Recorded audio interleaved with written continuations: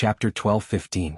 As members of Wang Ling's fan club under Xia Ming's call, they also started to quietly lay out a plan to trap Wang Ling. For example, this love bento was part of the trap Wang Ling ****** plan. Li Yuyue had already thought about it when she was making the bento for two. As Lotus Sun's bestie at school, their friendship had deepened after the National Body Technique Exchange Conference this time. Helping others achieve their goals. This was what a bestie was supposed to do. Instead of thinking about comparing boyfriends all day long. When she saw that her bestie's boyfriend was better than hers, she wanted to steal him. Especially in a situation where her bestie was a popular young lady, turning herself into a wingman to assist her was the best way. Li Yue was very clear about this. As long as she succeeded, her path would be wide open. Snatching something from the young lady, whether it was a person or an item, would probably end up being dragged out by the bodyguards and thrown into the river. Lotus Sun closed the lunchbox with a flushed face. She really wasn't ready to share a lunchbox with Wang Ling, and was so nervous that her heart was about to jump out of her chest. Classmate Wang Ling, can you play video games with me? There's an arcade on the 3rd floor. Lotus Sun requested. In order to make the situation less awkward, the girl used her usual trick, changing the subject. Wang Ling was blank. He couldn't figure out why there was an arcade in this hospital building. This hospital is very special. There's an arcade on the 3rd floor, and you can directly swipe a card or scan a code to buy game coins. It's also called the Employee Wage Recovery Plan. Wang Ling didn't expect her to know the hospital's structure so well. He listened to the girl's incessant chatter as she explained the situation in the arcade. The purpose of building the arcade is to give medical staff a chance to relax. The most popular facility is called the Medical Disturbance Boxing Room. Almost every day the city will add malicious medical troublemakers to the list of untrustworthy people, and these people will be turned into game data and turned into enemies in this facility. Beating the enemy will earn you points, and the top 3 players on the monthly ranking will get extra bonuses. It was clear that this wasn't the girl's first time being hospitalized for observation. There might be some hidden story behind this. Lotus Sun hadn't been seriously injured during the competition, but Huagua Water Curtain Group had arranged for her to be sent away overnight. Everyone felt that they were being overly protective. But looking at all the signs now, Wang Ling felt that something might have happened to her.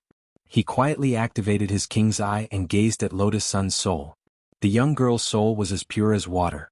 Just like her sword spirit Mysterious Sea, there was no trace of contamination. Wasn't it a curse? Wang Ling never thought that his first instinct would be wrong. Driven by curiosity, Wang Ling wanted to find out more about what on earth had happened to the girl. In the end, the girl ate a pink pill, and smoke instantly rose from her body, as if she were a magical girl who had changed clothes in an instant. This was the 100 Transformation Pill, a pill specially designed by Huagua Water Curtain Group for the majority of women.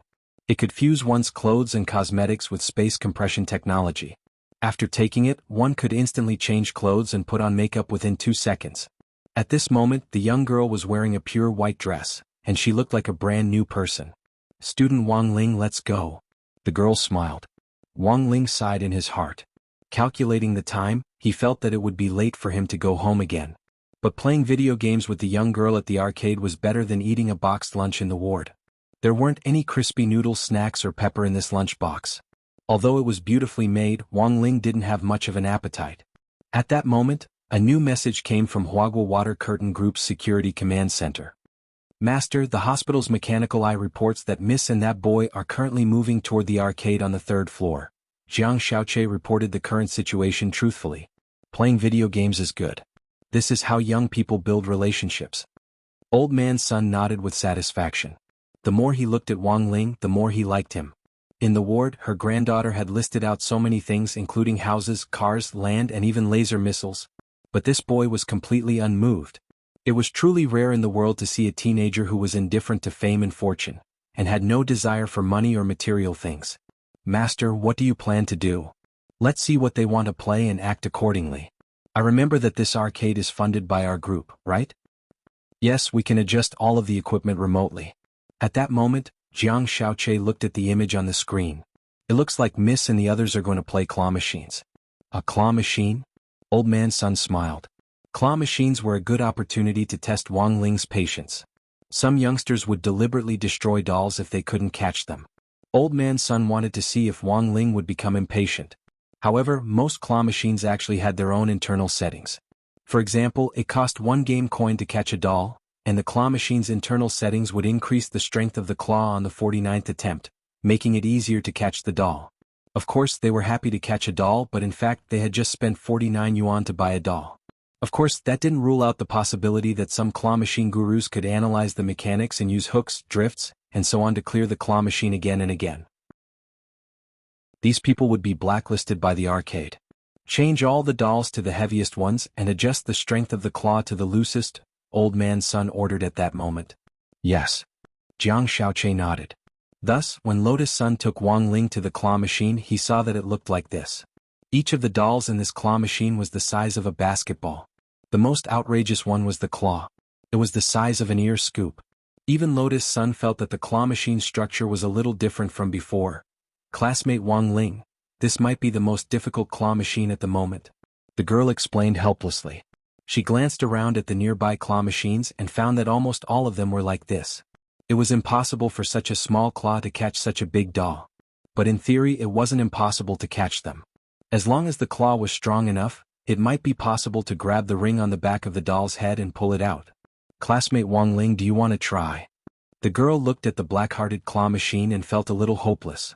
Contrary to the girl's expectations, he actually really intended to catch them. Wang Ling answered, being a man of few words. Well, I'll help you insert the coin, but can you really catch it? The girl was still skeptical. Wang Ling indeed didn't have much experience in catching dolls.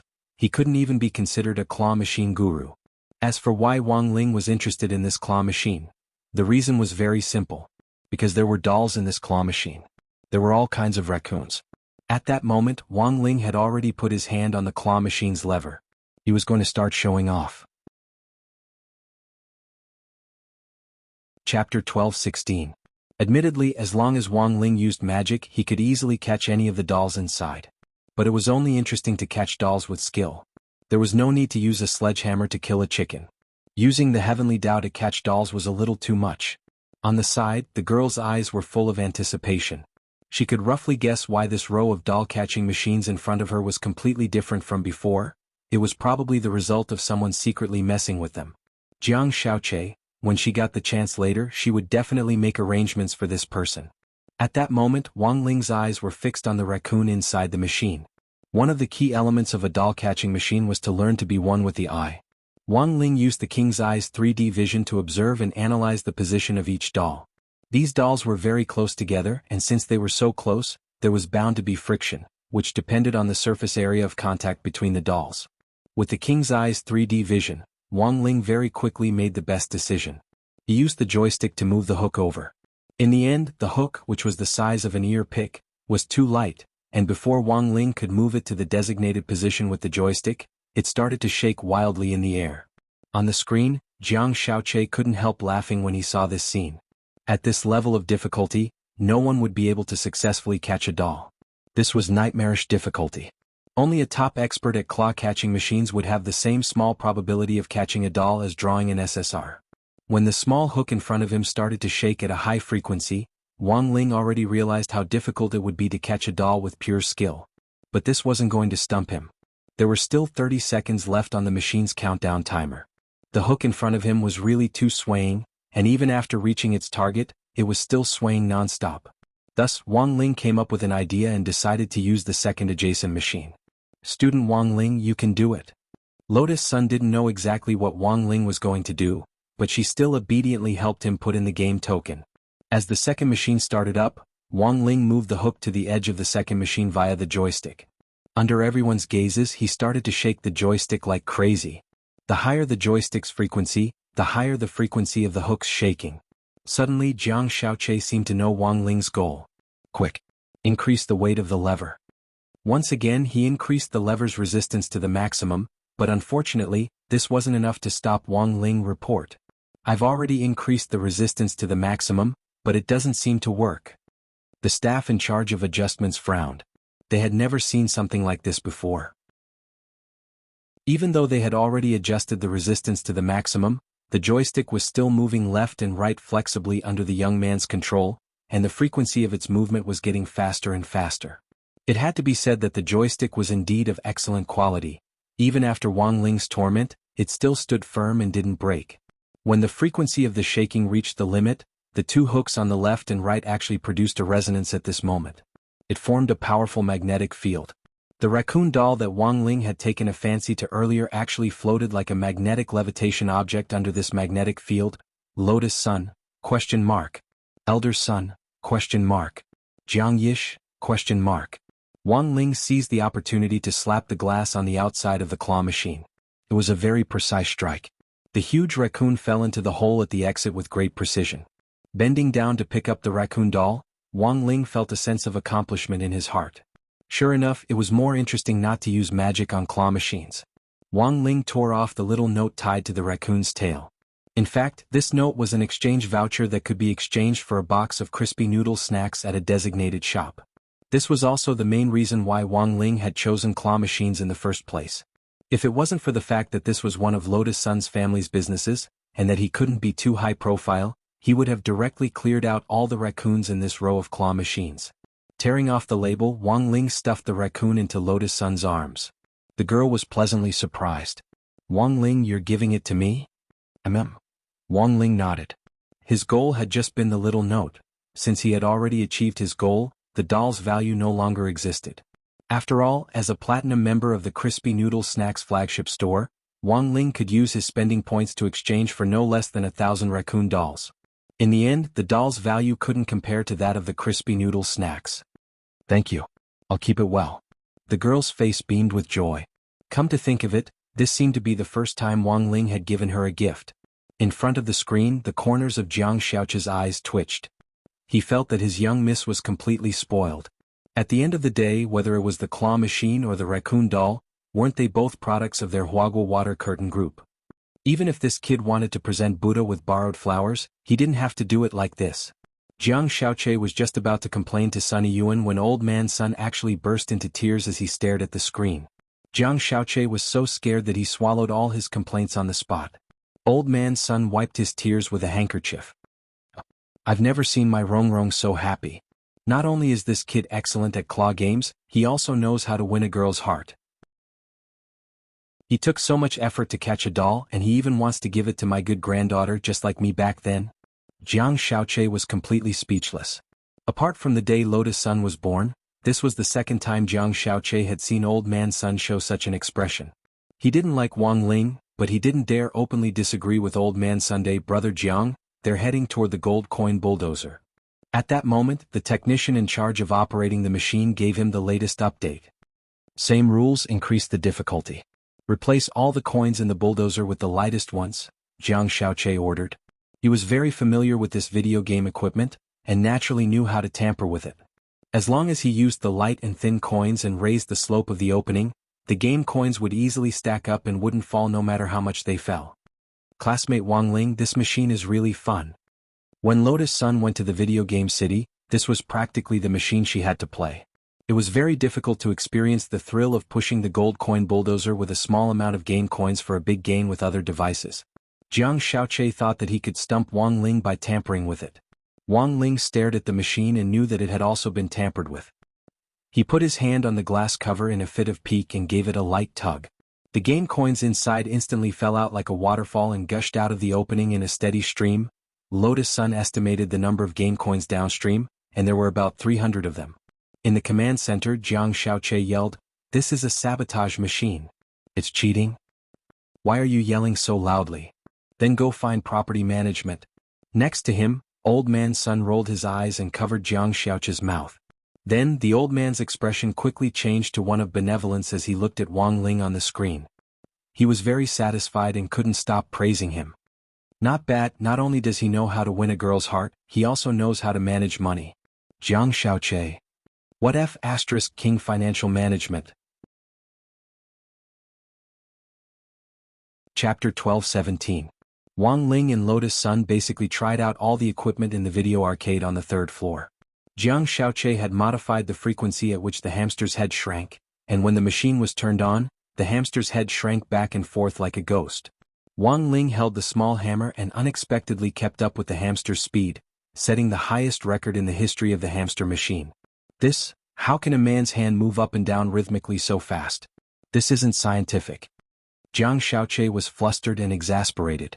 This child's hand speed is similar to mine back then. How is it that he can still shoot in the basket machine when I've clearly shrunk it on purpose? Wonderful, wonderful. I'm afraid this is the legendary condensed version of the shot from Earth. Through the acceleration of gravity over a very short distance, the force of the basketball's fall is greatly increased, and the goal is to shoot the ball in when the hoop isn't paying attention. Sir, wake up. It looks like the machine in the medical disturbance boxing room has been broken. It's very expensive. It's been beaten by so many people, it's normal for it to be in disrepair. The lad might have just made the final cut. Not only does this prove that he's lucky, it's also very manly. He's very similar to mine back then. When dealing with medical disturbances that have nothing better to do, you should teach them a lesson like this. Sir, that's enough. A real man is upright and above board. Even if you do something behind his back, he'll still get through it. Why are you complaining about being wronged and pretending to be pitiful here? The more old man's son looked at Wang Ling, the more he found him adorable and liked him. Jiang Xiaoche? It was already 7 o'clock in the evening when he returned home after saying goodbye to Lotus Sunday. Wang Ling hadn't expected it to take him so long to play video games. But it wasn't like he hadn't gained anything at all. At the very least, he had gained a lot of points from the arcade. That afternoon, he had climbed to the number 1 spot on the various equipment leaderboards one after another. Wang Ling could use these points to exchange for snacks at any similar arcade in Shanghai City. There were quite a lot of arcade chains in every area of Shanghai City, and there was one on the student street next to number 60 high school. Wang Ling planned to check it out after school this week. Wang Ling knew that his glorious ascension to the top spot in the video game hall rankings was a little too high profile, which wasn't in line with his style, but there was nothing he could do about it. People always have things that they can't control. Especially when he found out that he could exchange points for snacks, he was instantly overwhelmed. However, he didn't leave his real name on the video game hall's ranking list. He gave himself an alias, Agon. What Wang Ling never expected was that his nickname, Agon, became a legend in the video game parlor in just a few days. It was finally Wang Ling's turn to go to school on Wednesday, November 25th. After 2 days of adjustment, the others were clearly in a much better state of mind, but Wang Ling still looked exhausted. Wang Ling, you don't look very well? It's nothing. Wang Ling shook his head. The main reason was that he was too tired yesterday. Following the map that Mother Wang and Father Wang had drawn up, he had traversed the entire Earth as quickly as he could, and using his ability to purify himself, he had basically eliminated the new influenza virus that had been spreading recently. Not only that, Wang Ling had also predicted that one day in the future, some people in the cultivation world would begin to develop curiosity about the universe, and would excessively mine unknown ores from other planets in an attempt to bring them back to Earth for research. In doing so, they would accidentally unseal the virus hidden in the ores in the universe. Thus, Wang Ling made another trip to Earth and purified hundreds of galaxies near it. By the time Wang Ling rushed back to Earth, it was already morning. He directly changed into his school uniform and seamlessly ran to class without even taking a break. But Wang Ling was very good at adjusting himself. He only needed to sit down and calm down for 10 minutes or so, and he would be full of energy again. Fortunately, it was still morning self-study time, and there was enough time for Wang Ling to rest. As for his studies, although Teacher Pan had compiled and distributed videos of their classes during their 2 days off, Wang Ling hadn't watched them for even a second. Even watching them at twice the speed was a bit of a waste of time. For Wang Ling, the fastest way to learn was his rapid quantum wave reading spell. The first class on Wednesday was Theory of History.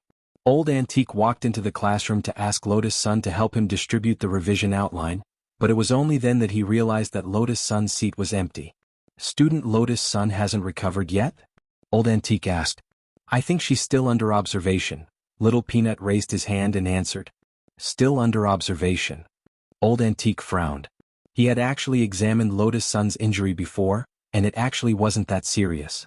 Old Antique's intuition told him that Huagua Water Curtain Group might be worried about something, which was why they had kept Lotus Sun in the hospital all this time. In name it was for observation, but in fact it was for protection. After all, Lotus Sun had attracted a shadow stream killer before, and this time she had made a name for herself through her battle with Jianghu in the national competition. There was indeed a chance that some people would be jealous and take advantage of Lotus Sun's injury to make another move. But the problem was that there hadn't been any movements in the killer world recently. Old Antique was bewildered. Ever since he and Taoist Taotai had become friends again, under their unified command, there hadn't been any more trouble in the killer world. Now, the entire professional killer world was about to become a professional team that got rid of the tyrants and exposed fakes. There were even people scrambling to help an old lady cross the road. So, maybe there was another reason for this? Putting this question aside for the time being, Old Antique decided to go to class first. Picking up a brand new piece of chalk from the lectern, he turned his plump body around and wrote down today's lesson content on the blackboard. Unexpectedly, Wang Ling was familiar with these 4 words. Numinous Mother. Playing with the chalk in his hand, Old Antique introduced the 4 words on the blackboard with some pride on his face. Does anyone know what kind of person Numinous Mother is? If you do, I can reward you with a spicy strip. As soon as he said this, the whole class fell silent. According to normal class procedure, Old Antique began to call out names and ask, Hirogua, do you know? To be honest, this question really stumped Dopigua. When he saw Old Antique write these 4 words, he had been about to text his uncle for help. Hirogua, teacher. I don't know. Then Gushuanji, do you know? Teacher, I don't know either. Gushuanji shook his head. Wang Ling? At that moment, Wang Ling really wanted to answer with the words, my mom. But if he said it, someone had to believe it. Chapter 12-18.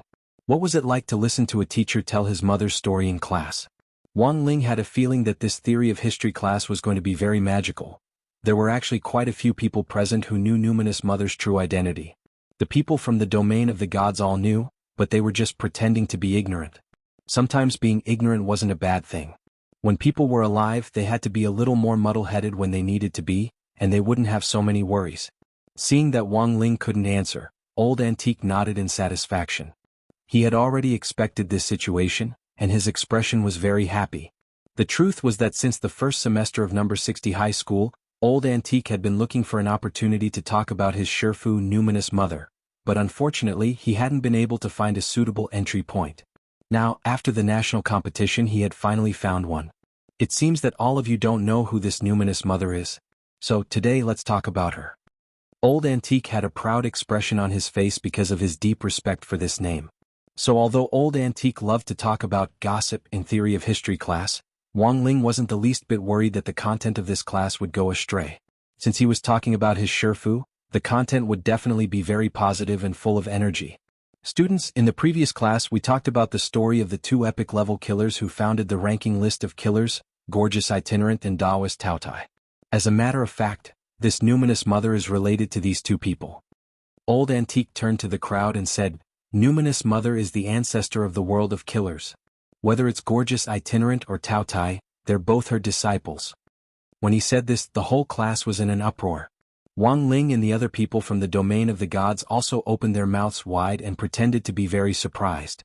As expected, the atmosphere in the class began to liven up as Old Antique spoke. Why is she named this? Has anyone seen what Numinous Mother looks like? Numinous Mother should be a woman, right? No one has seen what Numinous Mother looks like. Even her 2 disciples don't know. As for why she got this name, I think it might be her label for herself. Because of her uncanny assassination skills, she was given this name. As for whether Numinous Mother is referring to her own gender, I'm not too sure, said Old Antique. Hearing this, Wang Ling sighed in his heart. In fact, there were hints in Numinous Mother's words. As far as he knew, Mother Wang had already decided on his name before she gave birth to him. If she gave birth to a boy, he would be called Wang Ling. If she gave birth to a girl, she would be called Wang Ling. Therefore, the second half of the Numinous Mother's name, Numinous Mother, meant Ling Ling, Mother. Why did teacher suddenly mention this person today? At this moment, someone in class raised a critical question. The Numinous Mother has always kept a low profile. She has never revealed herself. All the major assassins in the assassin world have formed the Numinous Mother Foundation. They are specifically looking for the whereabouts of the Numinous Mother through crowdfunding. Although no cultivator knows where Mother Spirit is, there is still a lot of evidence that shows that Mother Spirit has already reappeared in Jianghu. For example, in this year's national competition, there were traces of Mother Spirit appearing. The Numinous Mother appeared in the national competition? The whole class was shocked again. This time even Wang Ling was stupefied. His mother was clearly resting at home. When did she participate in the national competition? Could it be the fake Numinous Mother that Jianghu had mentioned before? In this year's national competition, because of a mysterious manipulator behind the scenes, a large number of dark network wanted criminals who had died were resurrected. Wuxia Alliance dispatched a large number of cultivators to stop this. And among those who were resurrected was that dark ancestor Xie Sanxiao who shocked the whole world back then. That dark network founder Xie Sanxiao? Hero Guo couldn't help sweating at the mention of this name. Previously, when he had been looking up information in the library, he had accidentally seen this name. Filled with great curiosity, Master of Dopey had decided to climb over the wall to see if there was more information on the external network. In the end, what dark ancestor Xie Sanxiao had done back then had left him unable to eat for several days in a row. This was an absolutely cruel and merciless person whose level of evil was beyond the scope of a normal person's understanding. It seems that some of you know who on earth this person is. Old Antique frowned when he said this. If Xie Sanxiao had really come back to life at that time, he would have immediately taken revenge on the whole world, there's no doubt about that. Teacher, what happened next? A lot of factual evidence shows that Xie Sanxiao was already killed. I also saw a picture of his corpse through some channels, but because of confidentiality regulations I can't make it public to you. Old Antique said, based on my judgment, Xie Sanxiao died from a very brilliant assassination technique. When Old Antique said this, the people in the domain of the gods also started to discuss this in their separate mental space. Jinyuan, Wang Zhen, didn't you go to the stalactite cave? Didn't you see Xie Sanxiao? Wang Zhen, no.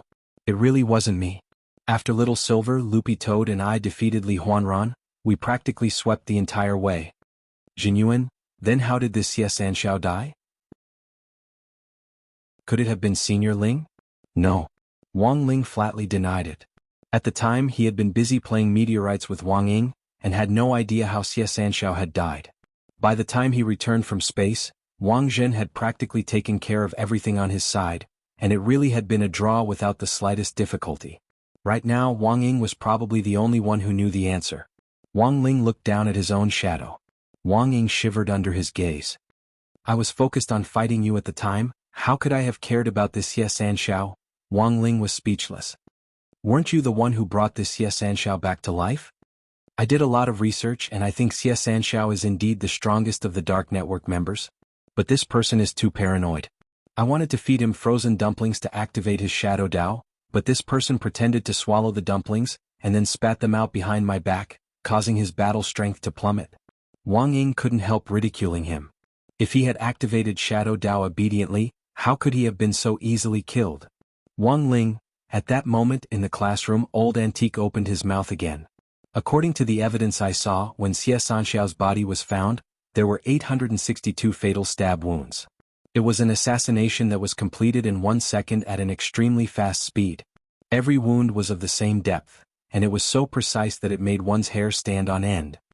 Old Antique sighed. Apart from that primogenitor of the world of assassins, Numinous Mother, no one else can do such an assassination technique. Wang Ling. Chapter 12-19. Stabbing 862 times in 1 second was indeed difficult for anyone who wasn't a top expert to achieve this kind of hand speed. The problem was that although Mother Wang was known as Numinous Mother with the Axe, that was just a pseudonym she had used back then. The real Mother Wang was just an ordinary person. If Mother Wang had to write a resume, it would definitely go like this. Wang Yulan, female, lives in the East Huang Road area, married. Follows the lifestyle of a housewife every day, rests at 10 p.m. Every day, doesn't smoke and only drinks a little. Drinks a glass of warm milk before going to bed, then does 20 minutes of eye exercises before going to bed and sleeping until daybreak. She's an ordinary woman at the body refinement stage who never leaves her stress and fatigue to the next day. As his thoughts returned to Old Antique's class, Wang Ling felt that this time, Old Antique's train of thought had gone completely astray. He had been too stubborn in believing that the legendary Numinous Mother with the Axe was a top expert, which had led to his current blindness. But the identity of the person who had killed Xie Sanxiao had become another mystery. Recently, grenade-throwing Senior Immortal had been investigating leads on the fake Numinous Mother with the Axe, and Wang Ling felt that he might be able to get some answers from here. On the dais, Old Antique was still talking incessantly. Wang Ling felt that he had completely lost his mind in today's class. But it wasn't that Wang Ling couldn't understand. He had finally thought that he had found some clues about his Shifu whom he had never met, and it was indeed hard to suppress his joy and eagerness to share it with everyone. Wang Ling couldn't stop Old Antique from continuing. Students, it goes without saying how powerful Numinous Mother with the axe is. Who was that Xie Sanshao? He was in the limelight back then, and at his peak even that old devil might not have been his match. But it was this kind of person who was given a second life, and before he could do anything, Numinous Mother with the axe sent him back to the next world. Old Antique pushed up his old-fashioned glasses and said, although I also want to know what on earth this Numinous Mother with the axe really looks like. But if you're interested, maybe you can go to the video game arcade to find out. Wang Ling, I wonder if there are any students who like to play video games. If you do, you'll definitely find a gaming expert called Agon on the ranking board. This person broke multiple game records in a short span of a day, especially in the whack-a-mole game. That kind of hand speed can be said to be unprecedented, comparable to Numinous Mother's record of 862 stabs per second. If teacher's guess is correct, this person is the Numinous Mother. At this point, Wang Ling was instantly at a loss for words. Old Antique's guess was completely off the mark. When Old Antique mentioned Agon, it also sparked a heated discussion in the class. Arcade. Agon, so it's him? Super Chin was filled with deep veneration. This person is very strong. Even broke my shooting record. Who's Forrest Gump? Not the Forrest Gump. The dry, crisp, dry. Saying this, Super Chen's pupils suddenly contracted slightly, and he turned to look at Wang Ling. After a few seconds he looked away from Wang Ling again. Although in the end, Super Chin didn't pin his suspicions on him. But sometimes it had to be said. He indeed had the urge to get rid of Super Chin. Apart from Wang Ling and a few people from the domain of the gods, no one else in class knew the truth about the Numinous Mother. Old Antique spoke happily and most of the people in class were just there to enjoy the show. At the end of the class, Old Antique was in a great mood. Not long after he returned to his desk and sat down, a summoning talisman from the headmaster's office turned into a bright stream of light and flew toward him from afar. This light exploded in front of his eyes and turned into specks of dust, which looked especially dazzling. Headmaster Chen's call. Old Antique immediately got up. In the headmaster's office, Headmaster Chen looked very serious. Logically speaking, he should be the happiest person at number 60 High's overwhelming victory in the national competition this time. But it was clearly not normal for him to have this kind of expression. Old Chin, what's with that constipated expression of yours? Old Antique didn't stand on ceremony. He directly sat down in a mahogany chair on the side and poured himself a cup of tea. As the backbone of number 60 High's teaching, he didn't need to stand on ceremony in front of the headmaster. Headmaster Chin took a deep breath and voiced his distress. Yi Jiang's injury is more serious than I thought. Is it that kid from God of Swords Academy? Old Antique raised his eyebrows. This was General Yi's adopted son. Even if he was injured, the medical arrangements wouldn't be bad. Physical injuries can naturally be healed, but psychological injuries are a little difficult. Headmaster Chin sighed. He turned the magic ball on his desk and an image of Yi Jiang was projected in the air. His entire body was wrapped up like a mummy. We've already used the best treatment methods. When the gauze is removed tomorrow, he'll look like a new person. But, speaking up to this point, Headmaster Chin changed the angle of the image and zoomed in on Yi Jiang's eyes. In a flash, Old Antique understood what had happened. The teenager's sharp and arrogant eyes on the competition field had already disappeared, and he now looked a little wooden. Is he autistic from being beaten up? Old Antique was startled. It's more serious than autistic. Headmaster Chin said, according to President Chi's judgment, Yi Jiang is suffering from a type of psychological trauma, also known as a pseudo-heart demon invasion. This so-called pseudo-heart demon invasion meant that it wouldn't flare up in the short term, but as time went on, the affected person's mind would gradually be devoured, and in the end they would completely lose control, even leading to a dark latent period of up to several years. Because it was impossible to judge the extent of the devouring of the mind at each stage, the psychological treatment couldn't be as crude as the treatment for a heart demon invasion, otherwise it would have the opposite effect. If the intervention was too shallow, there was no way to eradicate it. If the intervention was too deep, the illness might be cured, but the person would become a fool. Therefore, this was even more troublesome than a true heart demon invasion. Has President Chi seen it? President Chi's ability to intervene is too strong.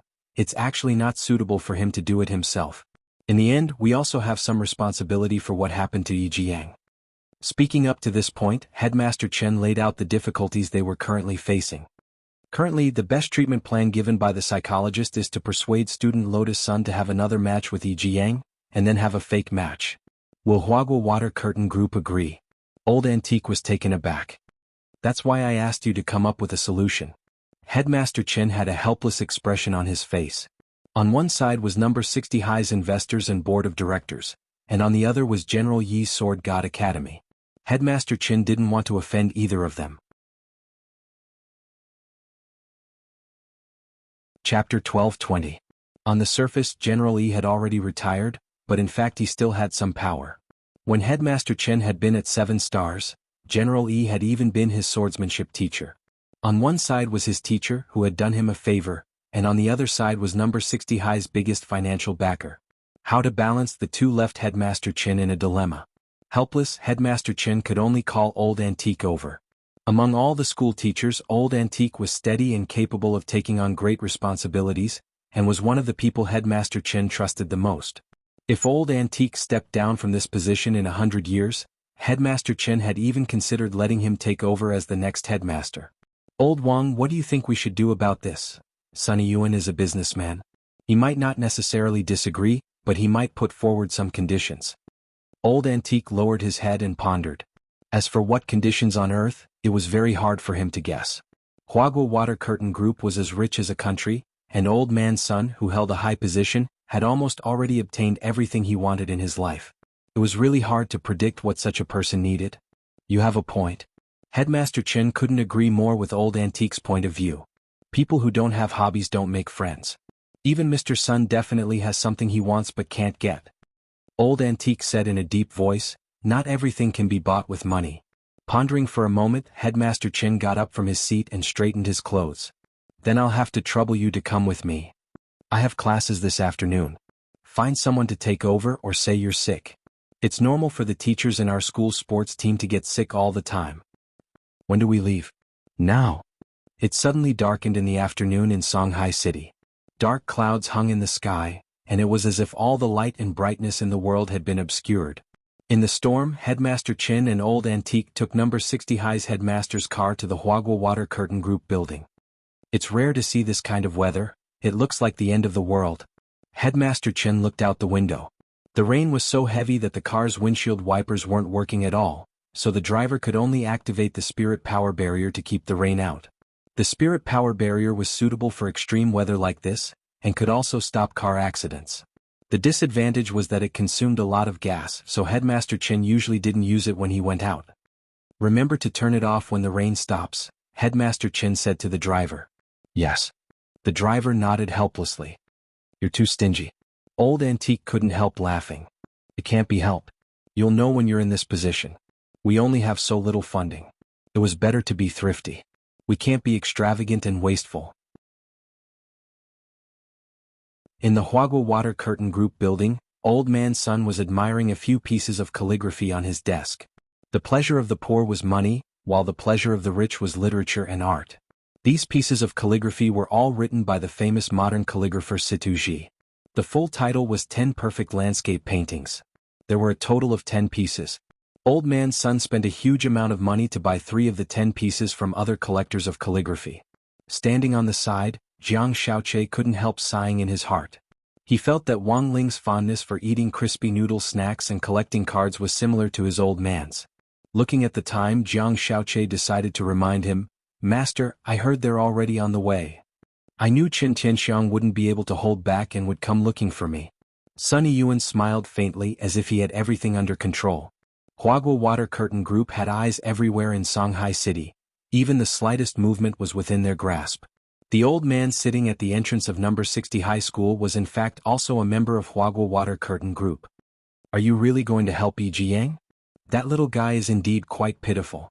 Rong beat him into an autistic state in just a few rounds, and she was indeed a little heavy-handed. After the incident, didn't I immediately ask you to send him some tonic so that he wouldn't become a laughing stock? We've already taken responsibility for his physical injuries. If he has a psychological problem and blames it on us, I'm afraid that's a little unjustifiable. When Sunny Yuan said this, Jiang Shaoche nodded like a chicken pecking at rice. You're right, Master. Some children nowadays were indeed mentally fragile. Perhaps it was because of the difference in their family environment that gave rise to an inferiority complex, or perhaps it was because their parents had spoiled them rotten, and they would fight to the death at the slightest grievance. In the end, it was clear that Yi Jiang's situation today had something to do with General Yi's education. This Yi Jiang has been invincible since he was a child, and with General Yi's true teachings, he has never lost a match since he was a child, said Jiang Shaoqi. Going too smoothly isn't a good thing. When Rong was growing up, I deliberately arranged for a lot of Golden Core experts to disguise themselves as Foundation Establishment experts to fight her, and she lost several times. Master is wise. Jiang Shaoqi knew about this. These people had to fight the young lady, and at the same time, they had to ensure that she wasn't hurt during the fight. The reward for one fight was extremely high, comparable to a year's salary for him. But Jiang Shaoqi still didn't quite understand what was going on with Yi Jiang. Master, this subordinate has a question. Speak. Since they can disguise themselves, why don't you have other people use transformation spells to disguise themselves as fighting Yi Jiang? That's the most troublesome part. Sunny Yuan said, when that little guy fought Rong, he used the boundless sword qi. It said that anyone who fights with the boundless sword qi will be stained with a special smell, which only the user of the boundless sword qi will be able to smell. The transformation spell can't deceive that little guy at all. Hearing this, Jiang Shaoqi instantly understood. He sighed in his heart at his master's thorough observation of the situation. To be able to sit in the head of the consortium and build up Huagua water curtain groups so well, one really wouldn't be able to sit in this position without some skill. Furthermore, Jiang Shaoqi knew that his old man's cultivation was actually very profound, but he had never shown it to outsiders. Even Jiang Shaoqi, who had assisted him for so many years, had never seen old man's son fight. A few minutes later, Jiang Shaoqi saw a notification from the building's security team. Master, they're already here. They're downstairs, said Jiang Shaoqi. Invite them up. Sunny Yuan waved his hand. He didn't even look up as he continued to stare at and admire the treasures on his desk. On the other side, Jiang Shaoqi was just about to make arrangements when old man's son suddenly called him back. Wait. What else do you need, master? I've seen enough of these treasures. Take them out and find a master to make a few copies and send them off for me. Who are you giving them to? The same few people. Keep it a secret. Yes, master.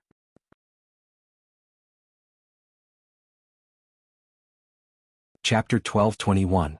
Headmaster Qin and Old Antique had already been waiting on the guest sofa on the first floor for a long time.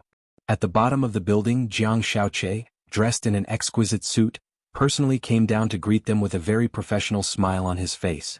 Sorry for the long wait. The chairman would like to speak upstairs. Very well. Headmaster Qin nodded. As soon as they got up, Jiang Shaoqi smiled insincerely and praised them. I've long heard of Headmaster Qin and Teacher Wang's reputations. It's my great fortune to be able to meet you today. Shaoqi grew up under Huagua Water Curtain Group's tutelage and learned management in a completely closed environment. It's truly a pity that I didn't have the opportunity to experience life at school. Then, Secretary Jiang is welcome to experience life at my number 60 high school at any time, Headmaster Qin said casually when he heard this. Well said, well said. Jiang Shaoqi smiled as he led the two of them to the elevator. This was Old Antique's first time meeting Jiang Shaoqi, and he felt that this greasy-haired and powdered young man gave off a strong aura of a member of society. To be honest, he didn't like him very much. If a cultivator's worldly aura was too strong, it would also affect their realms. Old Antique's experience in the cultivation world was that he had his own set of rules for observing people's words and body language. Hence, his impression of Jiang Shaoqi wasn't very good. As a secretary, the most important thing was to be able to work quietly. A glib tongue would cause big trouble sooner or later. Old Antique shook his head inwardly. He didn't directly expose this point, nor could he explain to Old Man's son why he had left such a person on his side. For Sunny Yuan to be able to run his business so well, his ability to read people might not be inferior to Old Antique's. Perhaps this Jiang Shaoqi was also his pawn. The elevator swiftly rose to the highest point of the building. Jiang Shaoqi led the way, and Headmaster Qin and Old Antique passed through the long corridor leading to the office. On both sides of the corridor were calligraphy and paintings by famous artists, which Headmaster Qin secretly marveled at. When all was said and done, this was Huagua Water Curtain Group's strength.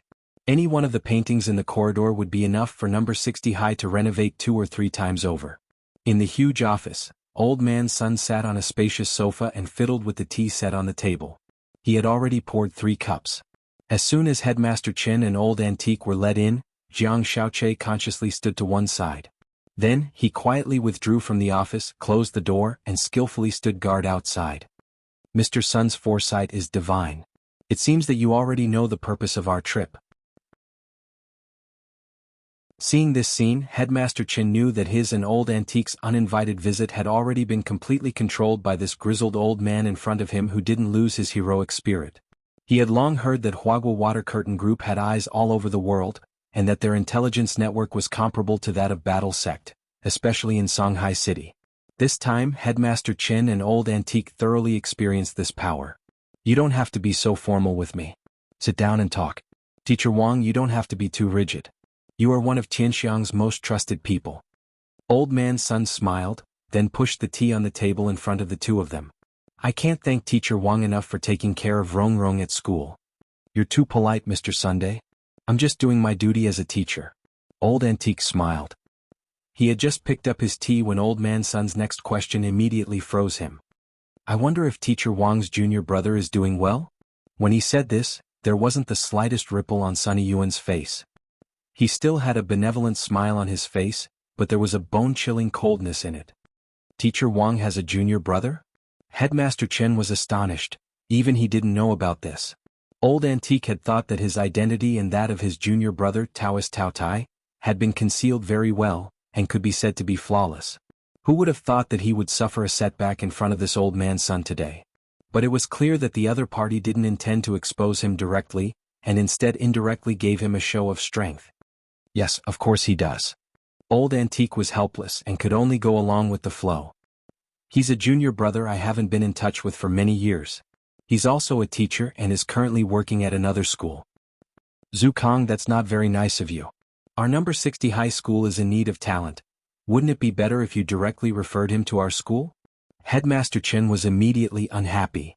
His teaching is very average. In fact, you've always had high standards and high standards. In your eyes, average is already outstanding enough. We can talk about this later. I believe that Teacher Wang isn't deliberately hiding it. I'm afraid that his junior brother's teaching quality really isn't high. Old Man Sun smoothed things over. In Old Antique's eyes, his trademark kind smile was now completely a smile with a dagger hidden behind it. Out of the corner of his eye, Old Antique secretly sized up Sunny Yuan through the steam from the teacup, and felt that this person was extremely dangerous and unfathomable. Tianxiang, you're here for Yi Jiang this time, right? Then Old Man Sun got straight to the point. Sure enough, nothing can be hidden from Mr. Sun's eyes.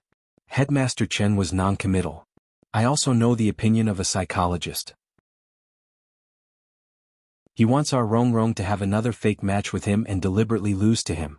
Don't worry, Mr. Sun, the match is pseudo-public. We've arranged for everyone inside and the match won't be leaked. Furthermore, it won't affect Huagua Water Curtain Group's shares. That's not what I'm worried about. But a fake match will ultimately affect our Sun family's face. Old Man Sun said, besides, this little guy is General Yi's adopted son. Even if it's a fake match to treat this little guy's psychological problems, shouldn't that Blade Master come to me personally? The 10 generals are busy with official business. Mr. Sun should understand. I don't care if he's the 10 generals or ketchup. Since I'm asking for help, I should have an attitude. But since you've come personally this time, Tianxiang, it's not like I can't give you face. Old Antique snickered in his heart. After going around in circles for so long, everything was just as he had imagined. This old fox had indeed started to raise his conditions. Mr. Sun, please speak. As long as it's not too excessive, we can discuss it. Headmaster Chen was a little nervous. He didn't know what on earth Sunny Yuan wanted. To tell you the truth, for some reason, our Rong Rong might need to take a break from school for a while. During this break, I'll invite the best teachers to teach her at home. At this point, Old Man Sun couldn't help but sigh, and even his voice began to tremble. But you two also know that our Rong Rong's feelings for the students and teachers of the school this half a semester are hard to cut off in a short time. Her parents died early, and as her grandfather, I can't bear to let Rong Rong endure this kind of pain. Then Mr. Sun means? Hearing this, Headmaster Chen seemed to have understood a little. I hope that the students in your school's elite class can take turns coming to our Sun family's side hall to accompany our Rong Rong in class. I'll give a high compensation to the students who accompany her.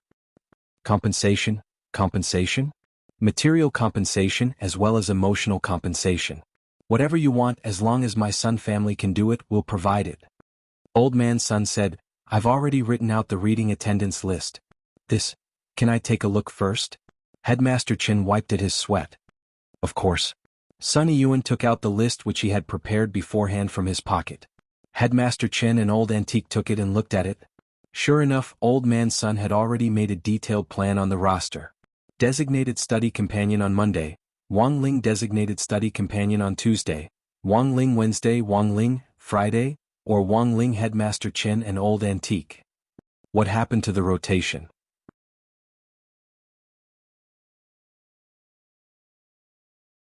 Chapter 12:22. During class that day, Wang Ling stared blankly at the blackboard with his head in his hands, his eyelids twitching wildly. Even when he looked in the mirror in the bathroom, he could see the evil look on his face, the dark clouds above his head, and the feeling that death was coming. It wasn't until the end of the day in the afternoon that his eyelids stopped twitching abnormally. Sunny Yuan's negotiations with Headmaster Chin and Old Antique ended on bad terms. Headmaster Chin couldn't agree to Old Man Sun's conditions because he couldn't make the decision on Wang Ling's behalf. The act of paying to accompany a student to study smacked of privilege. The Sun family's family was superior. Wouldn't it affect the child's self-esteem if they used money to find a student whose family wasn't as wealthy as the Sun family to accompany them? Number 60 High School's academic achievements were certainly important, but Chen Tianxiang actually paid more attention to the children's psychological development. To be honest, he felt that Old Man Sun's behavior was a little excessive. He felt that it was fine to just suggest that a teacher from number 60 High take some time out to tutor him. Moreover, tutoring was one thing, but the teacher who provided the tutoring couldn't charge a single cent, otherwise, this matter would change. On the way back, the atmosphere in the private car was very low. Old Antique stared out the window, his voice as calm as when he had left. Is this really okay? Headmaster Chin skillfully took out a cigarette from the inside pocket of his shirt. Using the quick friction between his index finger and thumb, he lit the cigarette and took a deep drag. A bitter smile hung on his face. I have my own principles and bottom line. If I, the headmaster, don't follow the rules, how can I lead the teachers and children under me? I understand. Old Antique nodded. But after this trip, he and Headmaster Chen could be sure of one thing.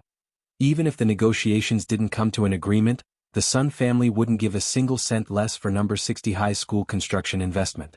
With the Sun family's financial resources, they wouldn't be so stingy as to take back their previous promise because of such a small matter. It was a taboo for businessmen to break their promises. Given Mr. Sun's character, do you think he's the kind of person who would make unreasonable demands? Old Antique suddenly asked after a moment of silence in the car. Headmaster Chin frowned. Looks like you've noticed it too. The Sun family is in trouble? It should be big trouble. Headmaster Chin nodded. For Sunny Yuan to be in such a desperate situation, it must have a lot to do with Lotus Sunday. Yes, but I have another question. Speak. What exactly is Sunny Yuan's strength? Sun God, Headmaster Chin asked. On the same level as the 10 generals? Old Antique was astonished. It was no wonder that Old Man Sun was fearless when facing the Sword Saint. Old Antique. On the other side, Wang Ling was sitting cross-legged on his bed barefoot, trying his best to figure out why his eyelids had twitched so wildly in the afternoon. Then, his mind was filled with the image of Old Man Sun's benevolent face that hid a dagger behind his smile. Sure enough, his visit to Lotus Sun the day before yesterday had created a butterfly effect, causing trouble to keep coming. But he had already checked Lotus Sun with the king's eye, and there wasn't anything wrong with her body, nor was she cursed, so he didn't really understand why Old Man Sun was so nervous. Some of the words of Jianghu charlatans could be ignored. If one were to take it too seriously, the one who would get hurt would be himself. Or Wang at Wang Wang at. Wang Old Sun Old Wang the old of the. And the of Sun Lotus Sun was Old Man Sun's only granddaughter, so it was understandable that the old man doted on Wang Ling. Wang Ling had felt this intergenerational doting before from Old Man Wang. Old Man Wang was already suffering from dementia, but he still remembered to bring Wang Ling fruit. He had ridden a tricycle from the village little by little to the entrance of the villa. This had shocked Wang Ling so much that he felt he would never forget it for the rest of his life. It was Father Wang who cooked tonight. It was less than a month before the due date, and Mother Wang needed peace and quiet to nurse the baby, so Father Wang obediently took over the housework, including washing and cleaning and even cooking. But the problem was that Father Wang had never cooked before. So the night before, Mother Wang had personally come to talk to Wang Ling. She didn't ask for anything else, and only asked him to enlighten the kitchen utensils in the house so that Father Wang's enthusiasm for cooking wouldn't be dampened. Wang Ling was an obedient child, so he would naturally do as Mother Wang wished. So the dishes that Father Wang brought out tonight indeed looked pretty good, but they were all made with the effects of legendary kitchen utensils. With these utensils in hand, even someone who didn't know how to cook would look like a female live streamer with a beauty filter. Sour shredded potatoes, spicy boiled fish, grandma's braised pork, steamed tendon meatballs, mixed salad vegetables. It tastes good. Mother Wang picked up some with her chopsticks, a happy smile on her face. Oh my God, is that true or not? This is my first time cooking and I just followed the steps in the video. I never thought I'd be so talented. Father Wang was also astonished by his own skills. At that moment, Wang Ling looked at the pots, bowls, ladles, spoons, and spatulas that he had enlightened. According to the feedback from the king's eye, the durability of these utensils had already dropped to 1/99th. Wang Ling sighed endlessly in his heart as he ate the dishes that were almost identical to those made in restaurants. It was a good thing that Father Wang had later become a web novelist, otherwise he would have definitely been a good seedling to become a nuclear bomb.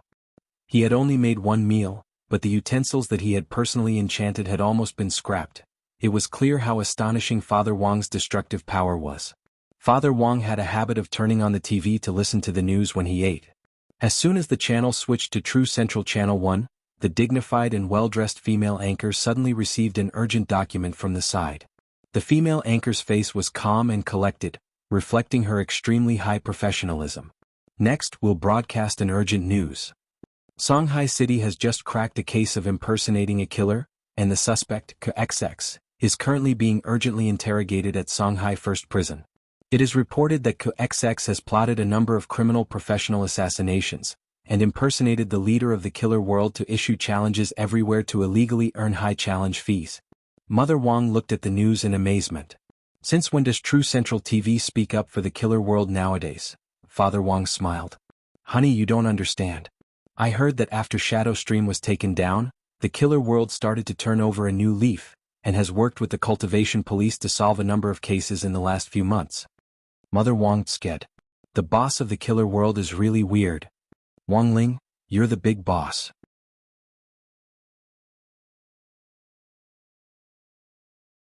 Chapter 1223. After dinner, Wang Ling and Battle Sect verified that the criminal the CCTV female live streamer was talking about was in fact the person who had been pretending to be Mother Wang and acting as Numinous Mother. This person's full name was Keon Duncan, and he was a foreign cultivator with blonde hair and blue eyes. Grenade-throwing Senior Immortal sent Wang Ling a photo of him. This man was thin and didn't look like Wang Ling's stereotypical impression of Western cultivators. Of course, Wang Ling had to admit that he was a little inflexible in this regard, but to his knowledge, Western cultivators did indeed have certain requirements for fitness. At an International Alliance of Cultivators meeting, whether a Western cultivator was a cultivator or not could be seen from the size of their muscles. In contrast, Eastern cultivators paid more attention to the sense of bone, because their muscles would naturally grow as they cultivated, but they could use magic to condense their muscles so that they didn't look so exaggerated. So in comparison, the cultural difference between Eastern and Western cultivators could be seen in muscles. One was reserved, while the other was bold and passionate. But that didn't rule out the possibility that a small number of Eastern and Western cultivators might be influenced by each other's cultures and choose to walk the other's path. Brother Ling, he wasn't like this before. After grenade-throwing Senior Immortal sent Keon's current photo, he then sent Keon's ID photo. Just as Wang Ling had initially thought, Keon in the ID photo was indeed very muscular. But the key wasn't his appearance but the ID itself. Wang Ling was astonished to discover that this Keon was actually from SBP. SBP? What's that? On the side, Loopy Toad didn't understand. Grenade-throwing Senior Immortal said on the phone, it's an investigation organization that works side by side with the SCP Foundation. The SCP is dedicated to investigating all kinds of unconfirmed cultivation secrets, magic treasures or mutant spirit beasts. SBP is equivalent to a detective investigation organization under the banner of the International Alliance of Cultivators, but everything it investigates is based on evidence. They definitely have another purpose in visiting Huaxiao Nation this time. They're now investigating the possibility that Keon is involved in espionage. Wang Ling gently rubbed his chin. He felt that this Keon might be carrying some unspeakable secret. Based on current leads, Keon has been in Huaxiao Nation for a very long time to investigate something. In order to thoroughly prove his identity as a native cultivator, he changed his appearance and disguised himself as an Easterner. Furthermore, he pretended to be Numinous Mother to swindle funds for his activities and investigations. This SBP is so stingy? Why aren't you paying? It's very obvious that Keon doesn't intend to take the risk. Once he's caught, he'll be sent back straight away. When grenade-throwing Senior Immortal said this, he was actually a little puzzled. Based on the current situation, Keon didn't do anything bad while he was pretending to be the Numinous Mother.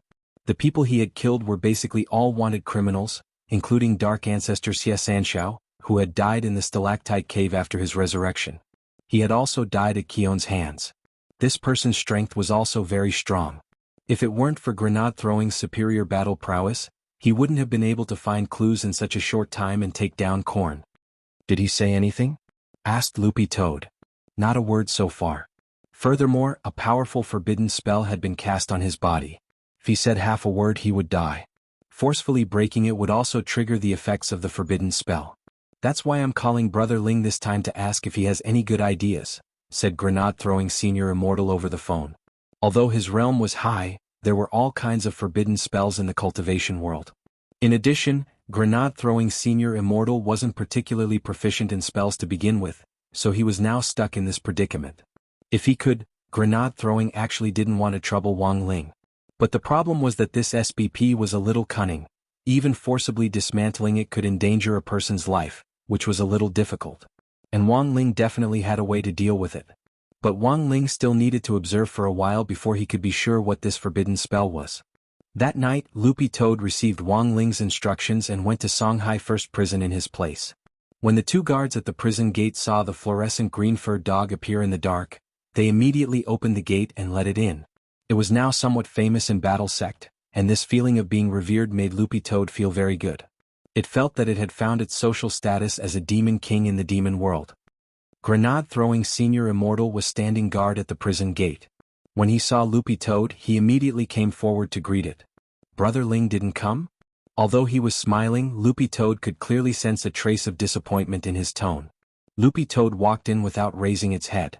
Little Master Ling still has homework to finish, so he doesn't need to do these trivial things himself. It's not a little.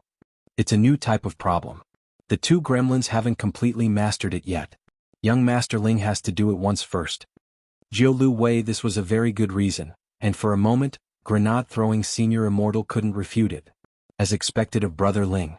Even if the sky fell down, it wouldn't stop him from finishing his homework. After a brief silence, grenade-throwing Senior Immortal said, "But if Brother Ling doesn't come, who else can solve this forbidden spell? I can." After saying that, Loopy Toad spat out a glass bottle from its mouth, and grenade-throwing Senior Immortal saw a floating eyeball inside. Although it had already been taken out, grenade-throwing Senior Immortal recognized it at one glance as Wang Ling's dead fish eye. Little Master Ling had me bring an eyeball, and it's enough to solve the forbidden spell. As expected of Brother Ling. Grenade-throwing Senior Immortal couldn't help praising him as he held the glass bottle devoutly. Don't do strange things to this glass bottle. Although this eyeball has been taken out, Little Master Ling can still feel it. Brother Dog, you're being too polite.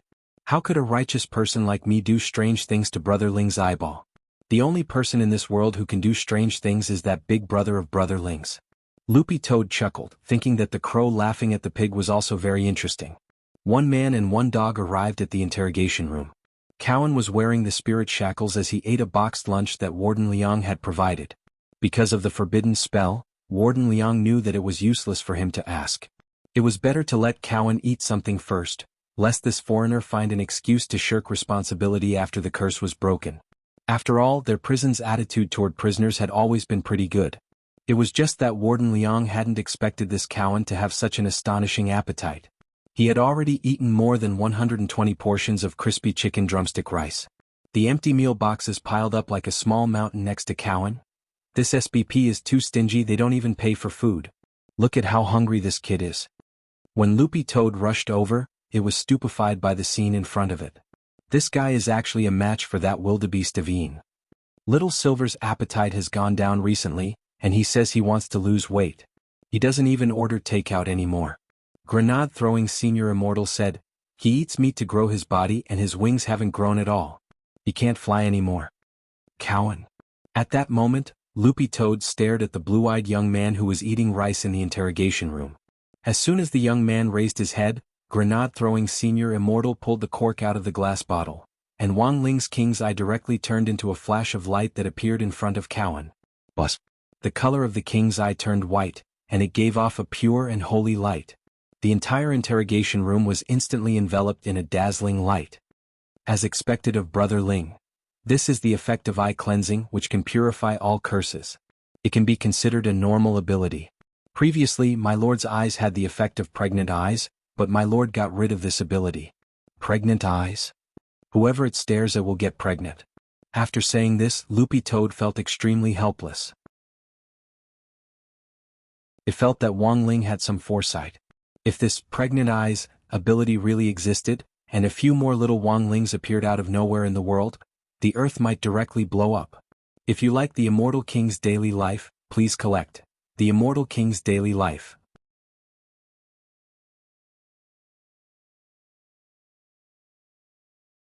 Chapter 1224.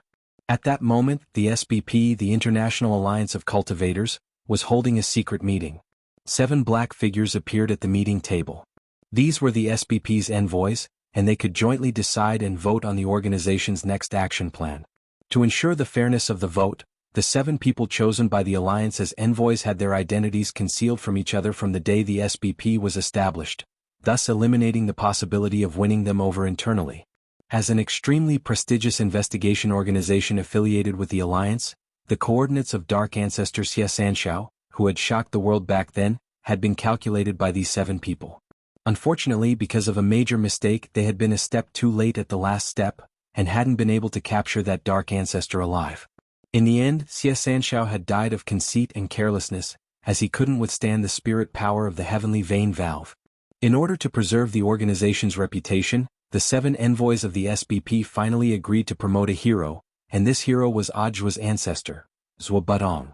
For more information, please refer to Chapter 1105, Dark Ancestor Xie Sanshao and Zhuo Budong. I, Judgment, have invited everyone here this time to say one thing. The black figure in the middle of the 7 seats spoke in a sharp and comical voice. Everyone's voices had been edited so that it was impossible to tell if they were men or women. Since they didn't know each other's names, they could only call each other by their code names. The seats in each meeting were fixed, and the person who was now sitting in seat number 4 called himself Judgment. Is something wrong? Asked the person in seat number 1. Her code name was Moon, which was a very feminine code name, but that didn't mean that the person in seat number 1 was a woman. Cyan Duncan has been discovered. Judgment's voice sounded especially serious, and the scores in the room instantly started to become tense. Cohen was sent to Wuxia Nation 20 years ago, and has been flawless all these years. How was he discovered? Everyone was puzzled. In order for Cohen to better integrate into the other side, they had even cut off all contact with him and placed all their faith in him, hoping that he could investigate the whole story and eventually return to the Foundation. It's because of Battle Sect, said Star in seat number 2. No one knew where Star came from, but this person seemed to have the prophetic ability of an astrologer, just like his code name, and often had more information than anyone else. Not bad. Judgment nodded. Originally, Keon's method of disguising himself as the primogenitor of the world of assassins, Numinous Mother, was indeed impeccable. However, in a recent mission he had exposed himself. A freak with a strange resurrection spell appeared in Wuxia Nation, and this person resurrected Xie Sanshao. I see. At this moment, Third Sun sighed. Back then, Keon was just one step away from annihilating this Dark Ancestor's man. This matter should also be our mistake. He had not considered such an unexpected situation. Keon lost his mind and stabbed Dark Ancestor 862 times in 1 second, killing him on the spot.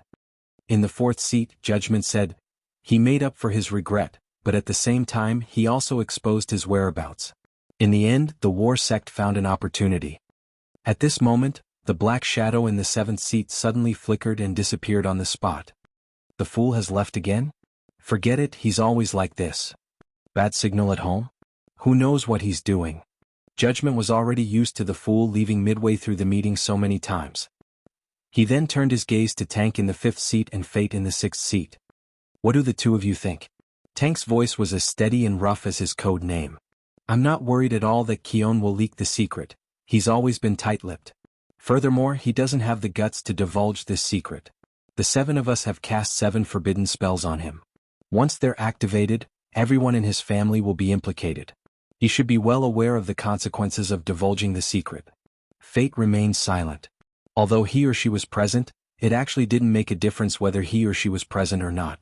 However, Fate had never been absent from any meeting, and would often mention some important matters at critical moments. The others waited for a moment, but seeing that Fate had no intention of speaking, Judgment, as the host, cleared his throat and continued the discussion. As Tank said, I also believe that Keon won't divulge the secret. No one in the world can break the 7 forbidden spells we've set up together. We made the decision 20 years ago, and for the sake of the Foundation, everyone please continue to stand firm. Songhai First Prison. Prison guards stood on 2 sides and security was extremely tight. The scale of this was no less than when the old devil had just been sent to prison. In order to prevent any accidents, Warden Liang had set up what looked like a nesting doll outside. In total, there were no less than 50 10-man patrol teams patrolling the perimeter of the prison. Grenade-throwing Senior Immortal judged that Keon had a big secret that no one knew about. The SBP had cast multiple forbidden spells on this person, and once this secret was revealed, his entire family would be wiped out. This level of threat was often directly proportional to the importance of the secret behind it. 20 years ago, Keon had already been lurking in Wuxia Nation to carry out a secret investigation on a certain matter. It was hard not to be suspicious that the Foundation had deliberately and secretly plotted to bury this person in Wuxia Nation. Mr. Keon, even if you don't say anything now, we can still arrest you on espionage charges. We can lock you up here for 100 years, 200 years, together with the 3 most famous people in our prison. They're currently short of 1. I've been looking for a long time, but I haven't found anyone suitable to lock up. Warden Liang spoke to Keon through a telepathic device through a glass wall. He paid close attention to Keon's expression and observed the other party's micro-expressions. Inducing confessions was a set of rules that Warden Liang was very familiar with, but it was completely ineffective against Keon. He had received professional SBP training and was very cultured. Even after the forbidden spell had been removed, he still refused to say anything. No matter what Warden Liang asked, there wasn't the slightest ripple of emotion on his face. After closing the conversation button, Warden Liang looked at grenade-throwing Senior Immortal next to him, feeling rather helpless. What do we do, Senior Immortal? Ordinary interrogation doesn't seem to work on him. Everyone has their weakest point in their heart and no one is invulnerable. Grenade-throwing Senior Immortal looked at the young man in front of him through the glass. If he doesn't want to talk, perhaps we can start with someone close to him first. Warden Liang, do you know where Keon used to live? We're still investigating, but we only have a general idea, said Warden Liang. It's fine, Brother Dog happens to be here. Let it track him around the area, and we should be able to find Keon very quickly. The 2 of them hit it off. Grenade-throwing Senior Immortal was just about to take Loopy Toad out to investigate. At that moment, Warden Liang suddenly received an urgent report. A stream of light exploded in front of his eyes to form a string of characters. This was news from Songhai City's Wuxia Alliance. How could this be? Warden Liang stared at the content with a face full of disbelief. What's going on? Songhai City's Wuxia Alliance wants us to release him. Release him? Grenade-throwing Senior Immortal and Loopy Toad were stunned at the same time.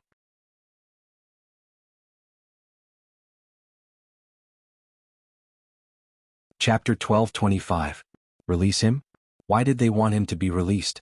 Warden Liang and Grenade-throwing Senior Immortal both felt that this was very strange. Tonight, True CCTV had broadcast the news of Cohen impersonating Numinous Mother as an emergency to the whole nation. Warsect had Wuxia Alliance's General Alliance as their backer, and Grenade-throwing Senior Immortal had looked for people from the General Alliance to arrange the news tonight in order to announce to the other branches that this matter would soon be taken over by the General Alliance. But now, a mere branch actually dared to stand in their way. This was simply unimaginable. How interesting. Wasn't our operation authorized by the General Alliance? Grenade-throwing Senior Immortal asked. The General Alliance's procedures are complicated, and the relevant documents haven't been approved in time. Although War Sect is affiliated with the General Alliance, the truth is that it doesn't have the authority to enforce the law. Warden Liang patted the table. This branch is very close to us, so we got here first. Although I don't know who instructed it, it's in line with the rules and procedures. When Warden Liang said this, grenade-throwing Senior Immortal felt that the situation was starting to become interesting. Knowing that the General Alliance was about to take over this matter, a branch had actually jumped out in advance to obstruct them. A branch president wouldn't have the guts to do this. Someone must have instructed this behind the scenes. Who's the president of Songhai City's branch? He Ermin. Why does it sound like a foreigner's name? He's an overseas Chinese to begin with, and it was only this year that he was transferred to Songhai City's Huaxiao Alliance branch to be the president. Warden Liang showed him the communication talisman he had just received, which had the double stamp of Songhai City's Huaxiao Alliance branch as well as President He Ermin's name on it. There was no mistaking it. What level is a president? Loopy Toad asked. About the same level as the headmasters of major cultivation schools. The strong ones are already half a step into true immortal stage, but most of them are itinerant immortals. Furthermore, they basically have no hope of breaking through in their lifetime. Loopy Toad couldn't help laughing when it heard this. It turned out that this was just an itinerant immortal. After all, true immortals were now written about by authors. However, from Warden Liang's tone, he was still worried about this matter. From the attitude of this letter, He Ermin must have been instructed by someone behind the scenes. Otherwise, a captain like him wouldn't have the guts to do this. What do you think? Right now, Union Commander He Ermin is standing on the opposite side of us. Even if he is removed from his position and imprisoned, he will still put in all his effort to stop Keon's capture. It seems that the secrets Keon possesses have already touched the cake of some big shot. In our Huaxiao nation, there are only a handful of people with such power. Warden Liang frowned deeply. The key point was that Battle Sect wasn't a law enforcement organization. If grenade-throwing Senior Immortal clashed with Songhai City's branch at this time, it would be the branch that would ultimately win. Furthermore, the overall strength of the branches was not weak. Each branch had 20 teams, and even the weakest of them was at the nascent soul stage. The Office of Strategic Deception had only just been established, and while it looked like it had a lot of people, it had very few elite soldiers. Many of its disciples were Foundation Establishment and Golden Core cultivators who did odd jobs. If a conflict really broke out, even if there were a few big shots keeping watch, it would be a self-destructive move. If a light sect dared to make a move against the law enforcement department, they would be able to find a reason to kill them in a matter of minutes. In this era of peace, battles between sects would no longer be the same as before, where disciples would meet in front of the mountain gate to fight if they didn't like each other. A trade war, an information war, and a public opinion war, these were all ways to crush an opponent. If Battle Sect made a move now and the other sects added fuel to the fire, it would definitely be at an overwhelming disadvantage in terms of public opinion. A tall tree attracts the wind, and there were too many sects that wanted to suppress Battle Sect now. Warden Liang even suspected that this matter might be a plot against Battle Sect. It could even be said that grenade-throwing Senior Immortal's Battle Sect had been in the limelight recently. Even if it attached itself to Huaxiao Alliance's main branch, how could this mountain hold two tigers? The complexity of this matter was already a little beyond Warden Liang's imagination. I'm sorry, Senior Immortal, this matter has already been ordered by the branch. It's not good for me to disobey a superior's order. Unless the main branch sends out a notice, I won't be able to continue to detain Klein. I understand. Grenade-throwing Senior Immortal frowned. Then how much longer can Warden Liang keep him? Warden Liang was silent for a moment before he replied, the order says to release him immediately, but going by procedure, I can keep him for another hour at most. Then I'll have to trouble you, Warden Liang? The two men cupped their fists and bowed to each other. After that, grenade-throwing Senior Immortal swiftly left the prison with Loopy Toad. As soon as the man and the dog left, Warden Liang immediately ordered a prison guard on the side, go, bring me that 99-question questionnaire on prison satisfaction. Warden, are you really going to help him? What do you mean help? I'm just fulfilling the quota given to me by my superiors. This is also a task assigned by the CHM, who said that the major prisons had to satisfy the prisoners' human rights while they were locked up. I'm just following orders. After saying this, Warden Liang left without looking back. He already felt that this matter was very troublesome. Now he needed to find someone to sort out his thoughts with. Whenever he felt vexed, he just needed to discuss it with this person, and his mood would immediately become better. Returning to the warden's office, Warden Liang picked up the coffee cup on the table and took a sip, then directly connected to the office of the General Administration of 100 Schools with the communication ball. "Hello, I'm Old Liang from Shanghai First Prison. Help me connect to your director Zhua's insider." Although it was already time to get off work, he was well aware that Zhua, this workaholic who risked his life in the workplace, would definitely still stick to his post. At that moment, Warden Liang stroked the communication ball and looked out the window. His intuition told him that all of Wuxia Nation, and even the whole world, was about to experience a major earthquake. After grenade-throwing Senior Immortal and Loopy Toad left the prison, one man and one dog clearly sensed that something wasn't right in the atmosphere, especially when grenade-throwing Senior Immortal used the Battle Sect transmission token specially issued by Wuxia Alliance to contact the main branch. That strange feeling instantly surged into his heart. There was no response from the main branch. No one hung up, no one picked up. This was definitely an abnormal signal. Is no one picking up? Loopy Toad also sensed that something wasn't right. From the moment Klein was captured to the news broadcast on Jianghu TV, to grenade-throwing Senior Immortal personally accompanying Warden Liang to investigate the case, to Shanghai City branch asking for Klein's release, the whole process had taken less than 6 hours. Within these 6 hours, there was a pair of invisible hands that could blot out the sky and cover the sun. They had already made arrangements behind the scenes and controlled everything. Who could this person be? Do you have an answer? Without concrete evidence, I can't suspect anyone. Furthermore, there's more than one person with this kind of power.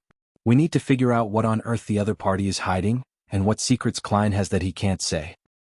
Don't worry about Klein, I've already placed a mark on him, he can't run away, said Loopy Toad.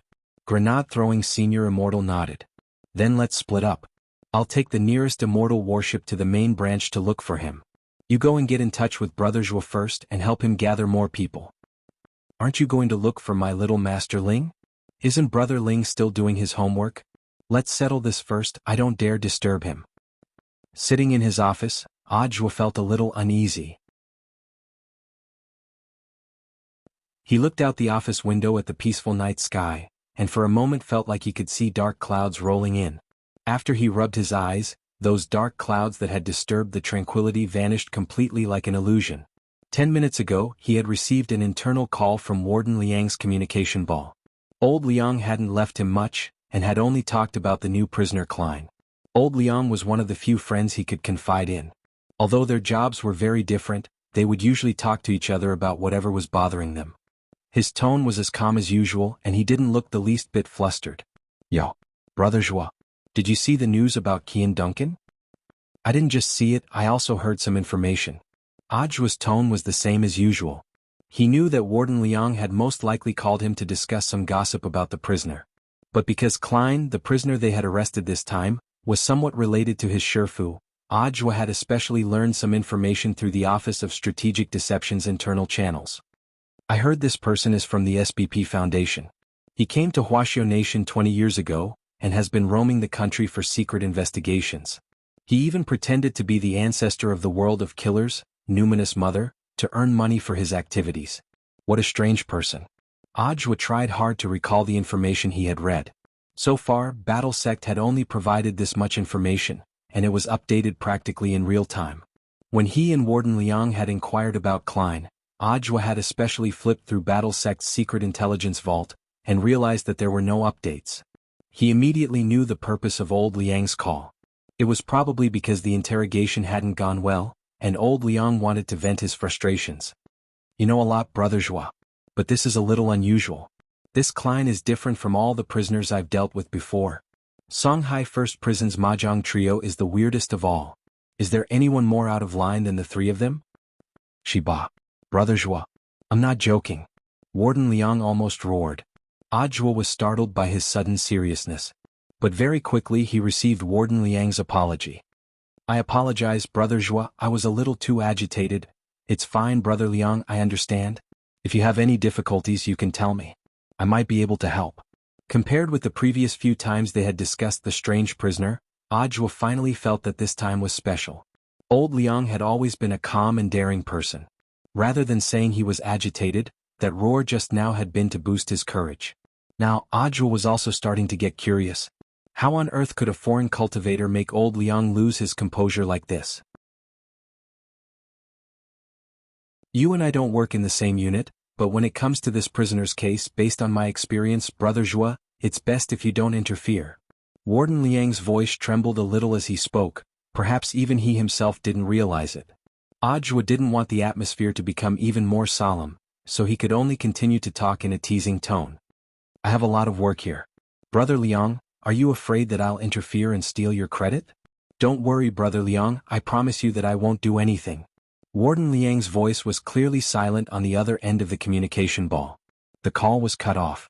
At the same time, Audra also sank into a long silence. Old Liang's phone call was very strange. Normally, he wouldn't deliberately add some mood particles in his sentences, such as vulgar words like shi ba.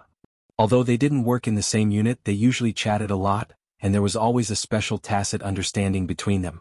Audra started to replay the voice recording in the communication ball and carefully read every word old Liang had said to him. He felt that old Liang might be giving him a hint. Taking out his notebook, Audra recorded everything old Liang had said to him just now. Yo, Brother Zhua. You know quite a lot, Brother Zhua. Shi ba. Brother Zhua. I apologize, Brother Zhua. You and I don't work in the same unit. When these sentences were put together, Audra really found clues at the beginning of the sentence. When these words were put together in a homophone, they formed the following sentence. I have something for you. Old Liang had left something for him. Audra felt a little bewildered and at the same time a little funny because this code word was really too lame. But as lame as it was fine as long as it worked. If it wasn't for the fact that he usually chatted with old Liang a lot and knew the latter's habit of using words to form sentences, he really wouldn't have been able to hear the meaning behind these words. Based on the content of the call, old Liang probably had something for him. As Audra waited restlessly in the office for a while, a stream of light flashed in front of him outside the window. With one glance he recognized it. It was old Liang's personal flying sword. Infinity swords. When the infinity sword stabbed someone, heavy chains would immediately grow out of the wound like weeds, firmly locking the enemy in place. But there seemed to be something very strange on this flying sword, which seemed to be a bundle. Audra reacted quickly. He turned to the side and firmly caught this flying sword as it sped towards him. The moment he caught the sword, the bundle on the hilt tumbled off, and blood instantly gushed out of the bundle to soak the floor.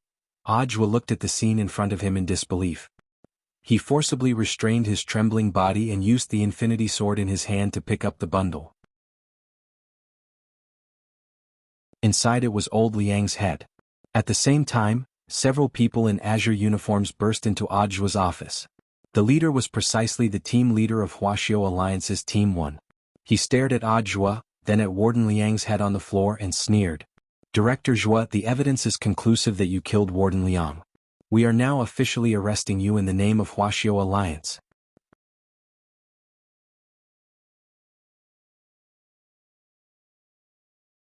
Chapter 12:26. This was the game between almighties. They were like giants who had come ashore and trampled on the calm beach, completely disregarding the lives of the small shrimps at the bottom. Audra had been caught, and this meticulously planned scheme had officially been exposed. Whose instructions did you receive? To the surprise of the team leader of Team 1, Audra didn't resist at all, and obediently put on the spirit shackles. Director Zhua, you can only blame yourself for meddling too much in other people's business. We're just following orders. You have no right to know whose instructions we received. The team leader's expression was indifferent as he waved his hand and ordered the others to take Audra away. Team leader, Audra didn't resist at all. Could it be a trap? It can't be. The team leader shook his head confidently. The spirit shackles can restrain all spirit power.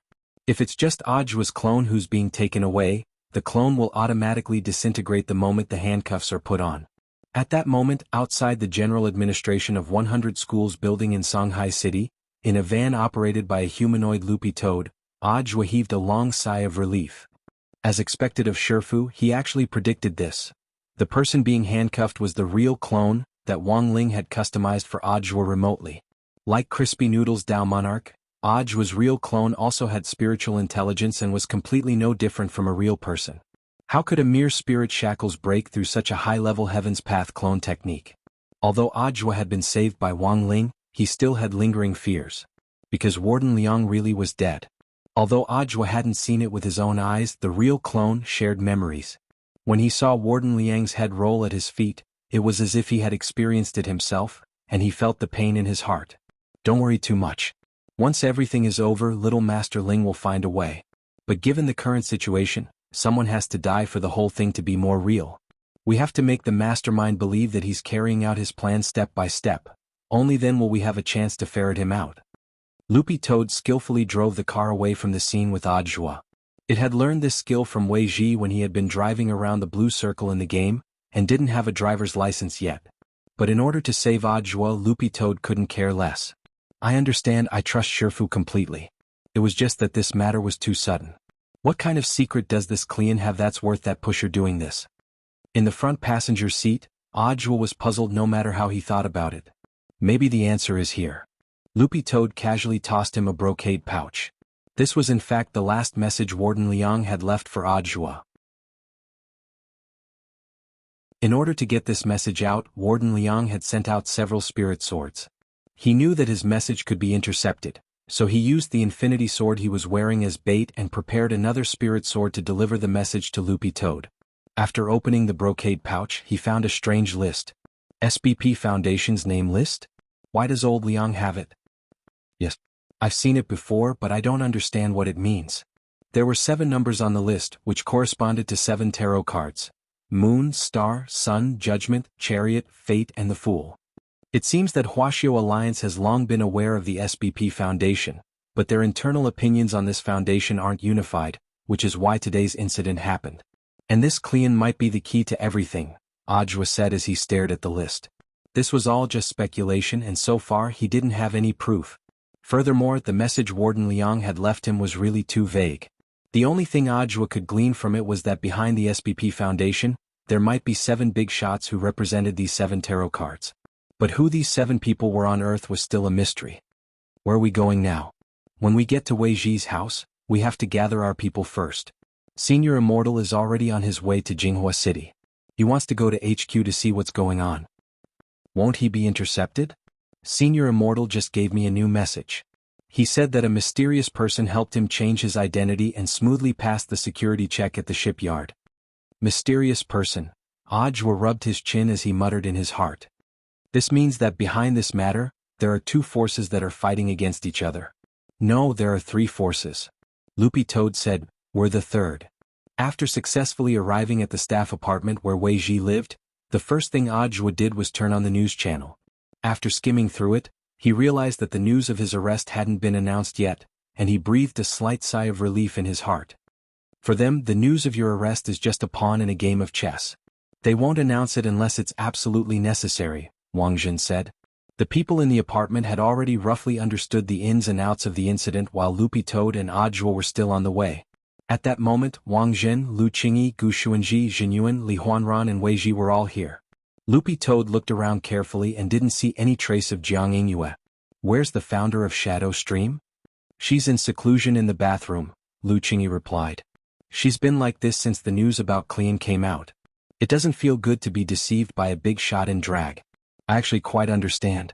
Skipping over the topic of Jianghu, Ajwa still felt like his mind was in a fog. I don't understand why they captured me. You were very close to Battle Sect, so it was probably to restrain Battle Sect. It's just that they didn't expect us to protect the real you. Everyone sat cross-legged on the carpet in a circle as they started to analyze the situation in front of them. There are at least 2 forces secretly competing inside Wuxia Alliance. But I feel like we're missing something, Ajwa said. Even if Kleon is from the SBP Foundation, he's just a foreigner. In theory, there's no conflict of interest involved. Wuxia Alliance also has no reason to protect him. We'll talk about this later. Let's first analyze the information that Warden Liang left behind. Gu Xuanji also felt that this matter was a little interesting. When Ajwa showed them the identity information of the 7 tarot cards that Warden Liang had left behind, Gu Xuanji felt that the whole thing had become even more interesting. What are you laughing at? Right now, it's possible that we're the only forces in this mess on paper, and the others don't know each other's identities behind the scenes. Don't you think it's a little like playing werewolf? Gu Xuanji said, if these 7 cards symbolize the 7 people behind the SBP Foundation, then why do they call each other by their code names? Doesn't this mean that they also don't know each other's identities? You mean? Everyone looked at Gu Xuanji as if they understood, but not quite. The way to break out of this situation is actually very simple. We just need to ferret out one of these 7 people and then make a bold move. At that time, all the things hidden in the deep water will surface.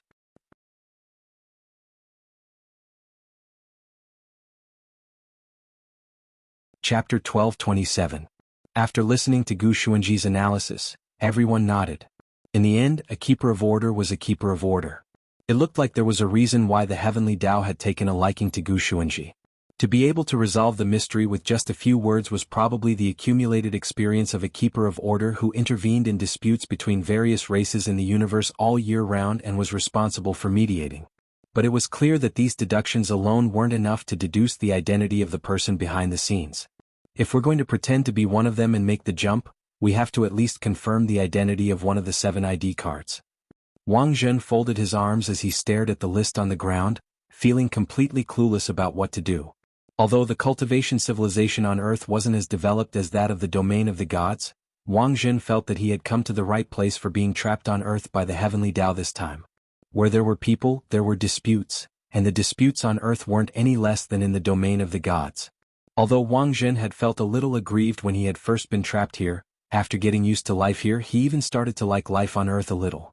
Studying with Ling Jinren was indeed a very happy thing. What did Ling Jinren say? Wang Zhen asked at that moment. Little master is still doing homework. Loopy Toad couldn't help looking at Wang Zhen, Gu Xuanji and the other people from the domain of the gods. By the way, have you finished your homework? No. Wang Zhen shook his head. Loopy Toad, then why are you so calm? At that moment Wang Zhen looked at Gu Xuanji. Old Gu hired someone from number 60 high to send us the answers to all the homework via Ding Talk at exactly 2 o'clock every day. He just copied them. Loopy Toad took a deep breath and couldn't help frowning. This learning attitude was too bad. But it wasn't that it couldn't understand. Earth's cultural knowledge was very easy for these bigwigs from the domain of the gods. Given Gu Xuanji's IQ, he might have developed solutions that hadn't been developed on Earth yet. If they answered the questions based on their habitual thinking, their true identities might be exposed. So in this situation, Gu Xuanji had chosen to hire someone to do the homework, and then copied it himself. Copying homework was the easiest thing to do. Gu Xuanji had learned this skill from Super Chen and Dopey Gua, these 2 wily old foxes who worked from dawn to dusk to copy homework after coming to Earth. Of course, only Gu Xuanji would spend money to hire people. He was a keeper of order, and his salary was paid by the heavenly Tao. Wang Zhen and Lu Qingyi also basked in the limelight. After being baptized in poverty, they had become very sensitive to all kinds of expenses. If one did not know their true identities, who would have thought that these 2 people were the Wang clan's young master and the Lu clan's young miss? At this time, the few of them stared at the list on the ground and fell into deep thought. Although they already had Gu Xuanji's deductions, they still had no idea what to do next. But Ajwa had a feeling that old Liang had left him more clues than that.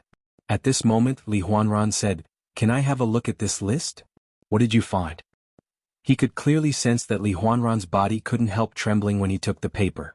This was just an ordinary piece of paper, but it could actually frighten Li Huanran to this extent. "I'm sorry. I forgot myself." Li Huanran suppressed the fear in his heart.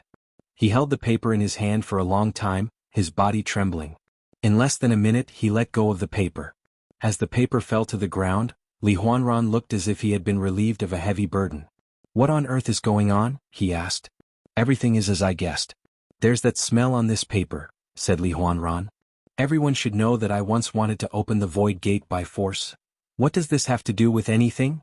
Although I didn't break through the void gate at the time, the truth was that I opened a tiny invisible crack. I can now sense the same smell on this paper as the void gate." Hearing this, everyone suddenly understood, and Ajwa also looked surprised. If this was the case, then it seemed that they had found the epicenter of the incident. There was no doubt that it was the void gate. As for why Li Huanran couldn't help trembling all over when he took the list, this was probably a symptom of post-traumatic stress reaction. Back then, when Li Huanran had tried to break through the void gate in an attempt to find his father but had failed, the fear of facing death had probably been carved into the depths of his soul. When you broke through the gate back then, what on earth did you sense and see? It was probably a kind of spirit? I could sense an invisible spirit wrapped around me like a glutton. There were so many of them that they were like locusts. They swarmed around me, wrapped me up, and then started to devour, bite, and tear my body apart. Everyone shuddered at Li Huanran's words. Then let's call this creature a hollow spirit for the time being. At this point, Ajwa finally saw a clue as to what was going on. He turned to Gu Xuanji. Does Senior Gu know anything about the Void Gate? As a keeper of order, Gu Xuanji danced back and forth between the 10 universes all year round, so it went without saying that he was very knowledgeable. Now that there was a clue as to what was going on, Ajwa's first thought was to get some information from Gu Xuanji. Unfortunately, Gu Xuanji shrugged his shoulders. It's a pity. This Void Gate isn't part of Dao and isn't under the jurisdiction of Heavenly Dao. As a keeper of order, I'm useless. There are actually things in the world that keepers of order don't know about. Ajwa said.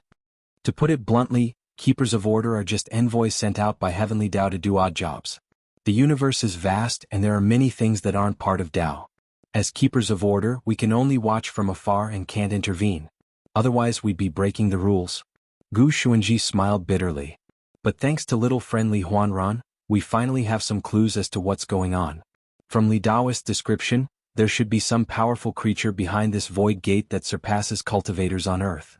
If my guess is correct, I'm afraid that Qion's purpose in coming to Huaxio 20 years ago was to investigate the Void Gate. The Void Gate has only appeared twice in history. The first time was when Li Daoist's father, Martial Dao Master Li Shaokai, challenged and broke through it. Unfortunately, Master Li was only able to open a crack for less than half a fist before he was swallowed up. The second time was when Li Daoist opened the Void Gate a second time in search of his father. 2 Void Gates, what does that mean? I remember a famous scientist on Earth once said that humans should never try to have an equal conversation with a high-level civilization. At the same time, we don't respond to all signals sent out by high-level civilizations. There is a chain of contempt between high-level civilizations and low-level civilizations. For example, the creatures inside the Void Gate may or may not be interested in Earth at all, so both sides have always coexisted peacefully. But I'm guessing that this peaceful coexistence was already broken when Li Daoist broke through the Void Gate a second time. Gu Xuanji's voice gradually turned gloomy. If these hollow spirits inside the Void Gate start to show interest in Earth, I'm afraid it'll be a disaster for human cultivators. Do you have any proof? Wang Jin asked at that moment. Of course. Gu Xuanji picked up the list. The answer is in the list that Warden Liang left for us. Gu Xuanji gently caressed every name on the list. At the same time, he diverted his attention to observe Li Huanran's reaction. Li Huanran was now like a reaction vessel. He had a natural sensitivity to the smell inside the void door. When Gu Xuanji's finger touched the word judgment, he saw Li Huanran's entire body start to tremble uncontrollably. It's him, Gu Xuanji said. Gu Xuanji said, it turns out that there are already high-level creatures from the Void Gate who have infiltrated Earth. If my speculation is correct, this person with the code name Judgment is from the Void Gate.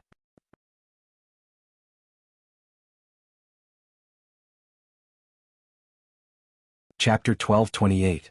With Gu Xuanji's general idea in mind, the focus of the discussion was very clear. Based on the premise that Earth was being invaded by the high-level living beings of the Void Gate, hollow spirits, everyone called this a void invasion. The question then unfolded. When did the hollow begin to invade Earth?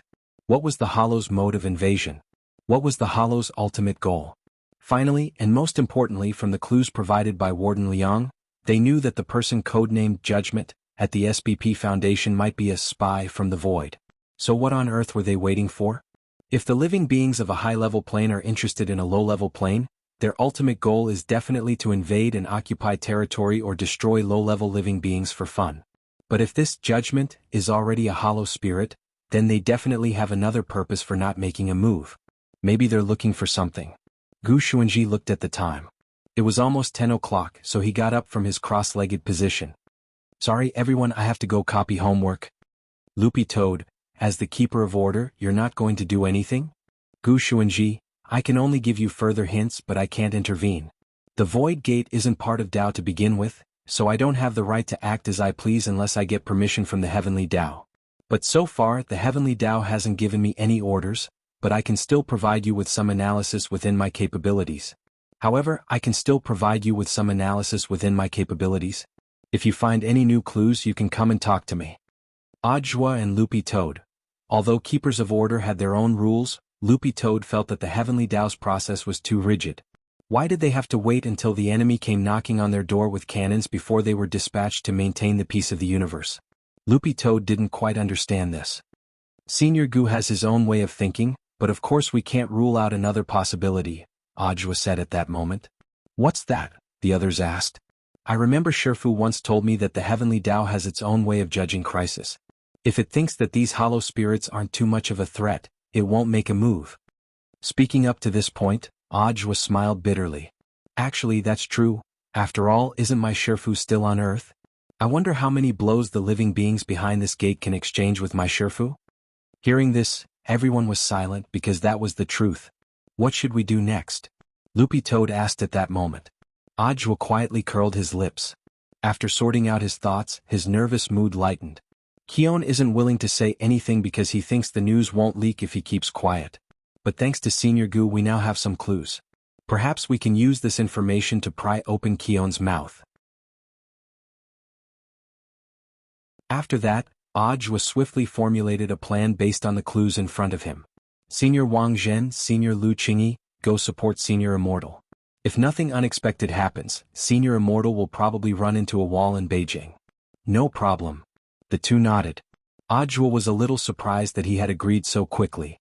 He felt that after coming back from the national competition this time, their relationship seemed to have eased up a lot and wasn't as incompatible as before. Senior Jinyuan, please follow me. No problem. Immortal Jinyuan had been sitting obediently the whole time, his fiery red long hair fluttering in the wind along with his surging aura. He was excited. Audiobook then turned his gaze to Wei Ji. Senior Li Huanran and Senior Jiang Yingyue, who's in seclusion in the washroom, are both important witnesses. I'll have to trouble Brother Wei Ji to keep an eye on them for the time being. It's fine. Wei Ji shook his head. Immortal Jinyuan had already set up a restriction in this apartment which was specially designed to deal with external intrusions and Jiang Yingyue. As long as Jiang Yingyue showed any intention to escape or attack, the restriction would immediately activate and crush her to the ground like a pancake. Jiang Yingyue had tried it once before, and her personal evaluation was that her chest hurt from being crushed, as if the silicone inside had almost burst. She didn't dare try it a second time.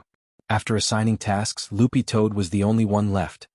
Go look for Immortal Toya and Cilian Jinren, Audiobook said at that moment. Why are you looking for them?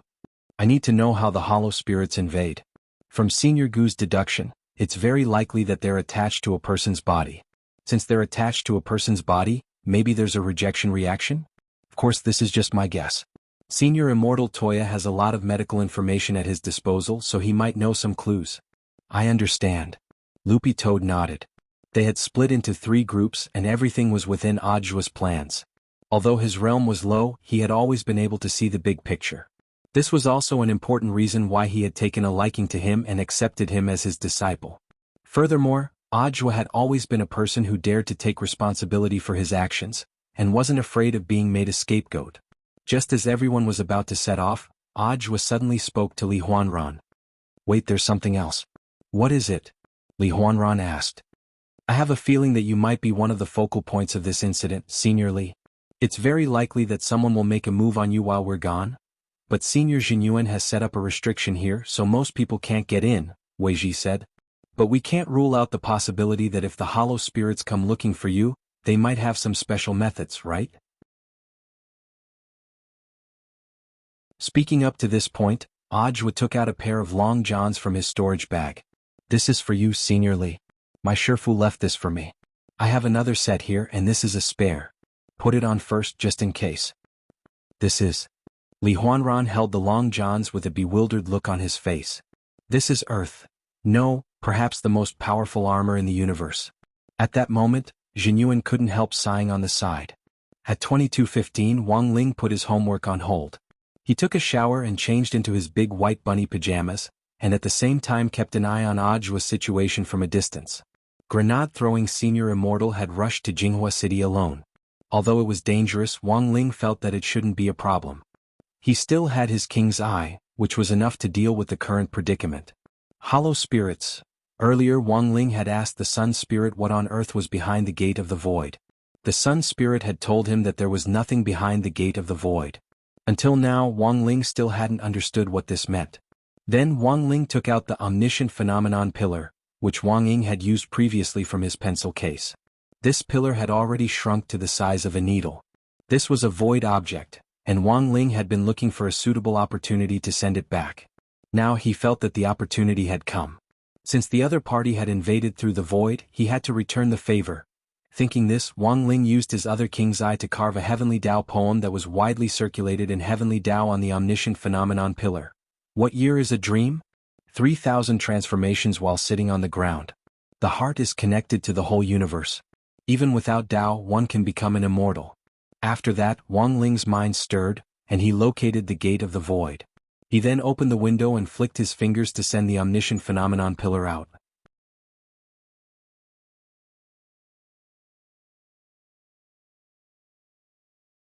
Chapter 1229.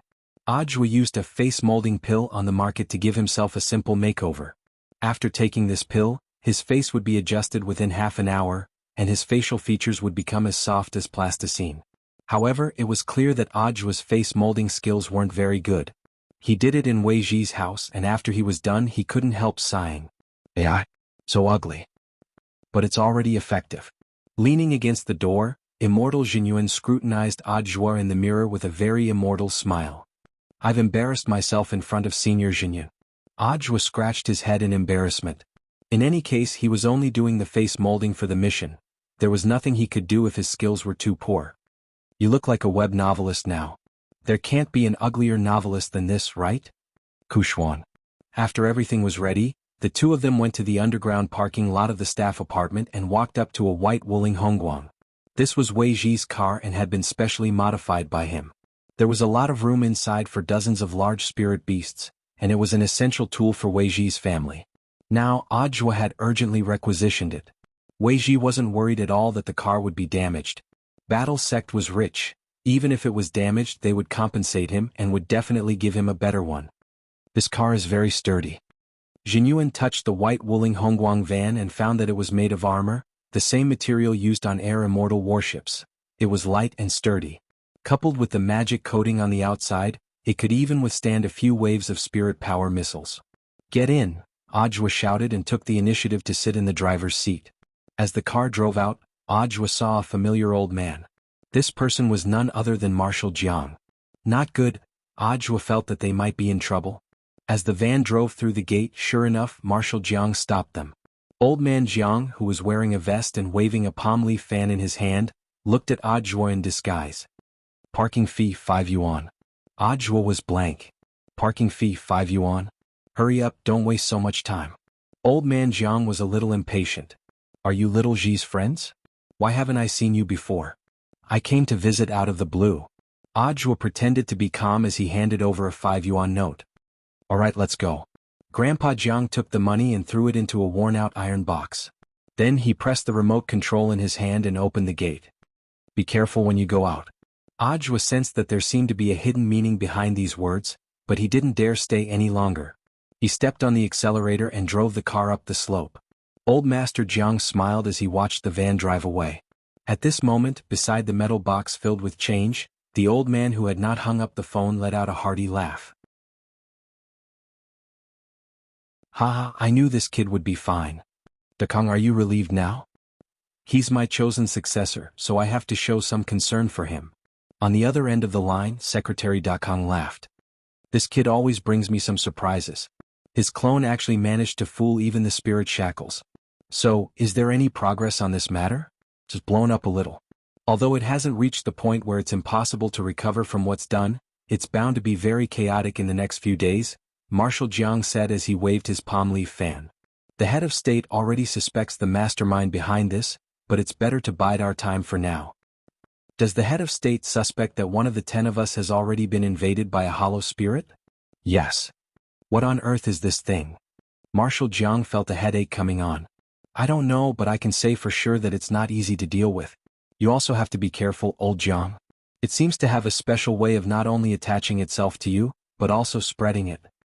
Leaving the staff apartment, Audiobook still had lingering fears about what had just happened at the gate.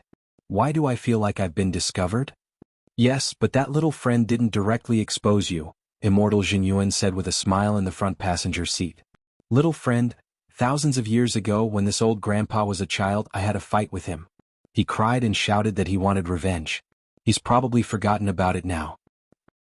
Audiobook was astonished as he thought that Immortal Jianghu was indeed worthy of being called a legendary cultivator on Earth and the man who had created the gate between worlds. He had even seen the 10 generals when they were children. This cultivation was probably at least 10,000 years old? At that moment, Audiobook's imagination suddenly ran wild. If his Shifu also had 10,000 years of experience, how terrifying would he be? After all, he was only 16 years old right now. Driving at top speed, Audiobook finally stopped not far from a toll booth on the outskirts of Shanghai City. Jianghu instantly understood what Audiobook was thinking. This person was probably trying to intercept him. Earlier, BattleSec's intelligence department sent word that Qion has already been sent out of Shanghai No. 1 prison and will be transferred to Jianghu City. Choosing a vehicle? The other party is very cunning. They've chosen multiple routes and dispatched multiple surveillance vehicles. According to the intelligence department's calculations, the probability of this route being the correct one is as high as 70%. What if we make a mistake? Then we can only leave it to Senior Immortal and the others. Audiobook sighed softly, his eyes fixed closely on the ETC passage at the toll booth.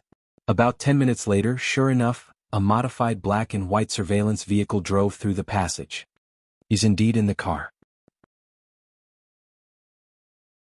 Immortal Jianghu made his judgment from a distance. His perception was extremely strong, and even though the surveillance vehicle was heavily guarded, he could still smell Qion on it. Although he had never seen Qion before, he knew that he was a foreigner who had been locked up in prison for so long that he hadn't had time to wear cologne to cover it up, so the stench on him was very obvious. Get ready, Senior Jianghu. Audiobook's spirit was extremely focused. Just as the two of them were about to make a move, several figures dashed out from the green belt on the side. This group of people was dressed in pitch-black night clothes, as if they had been lying low here for a very long time. There were 6 of them in total. The moment the surveillance vehicle passed by, these 6 people attacked at the same time.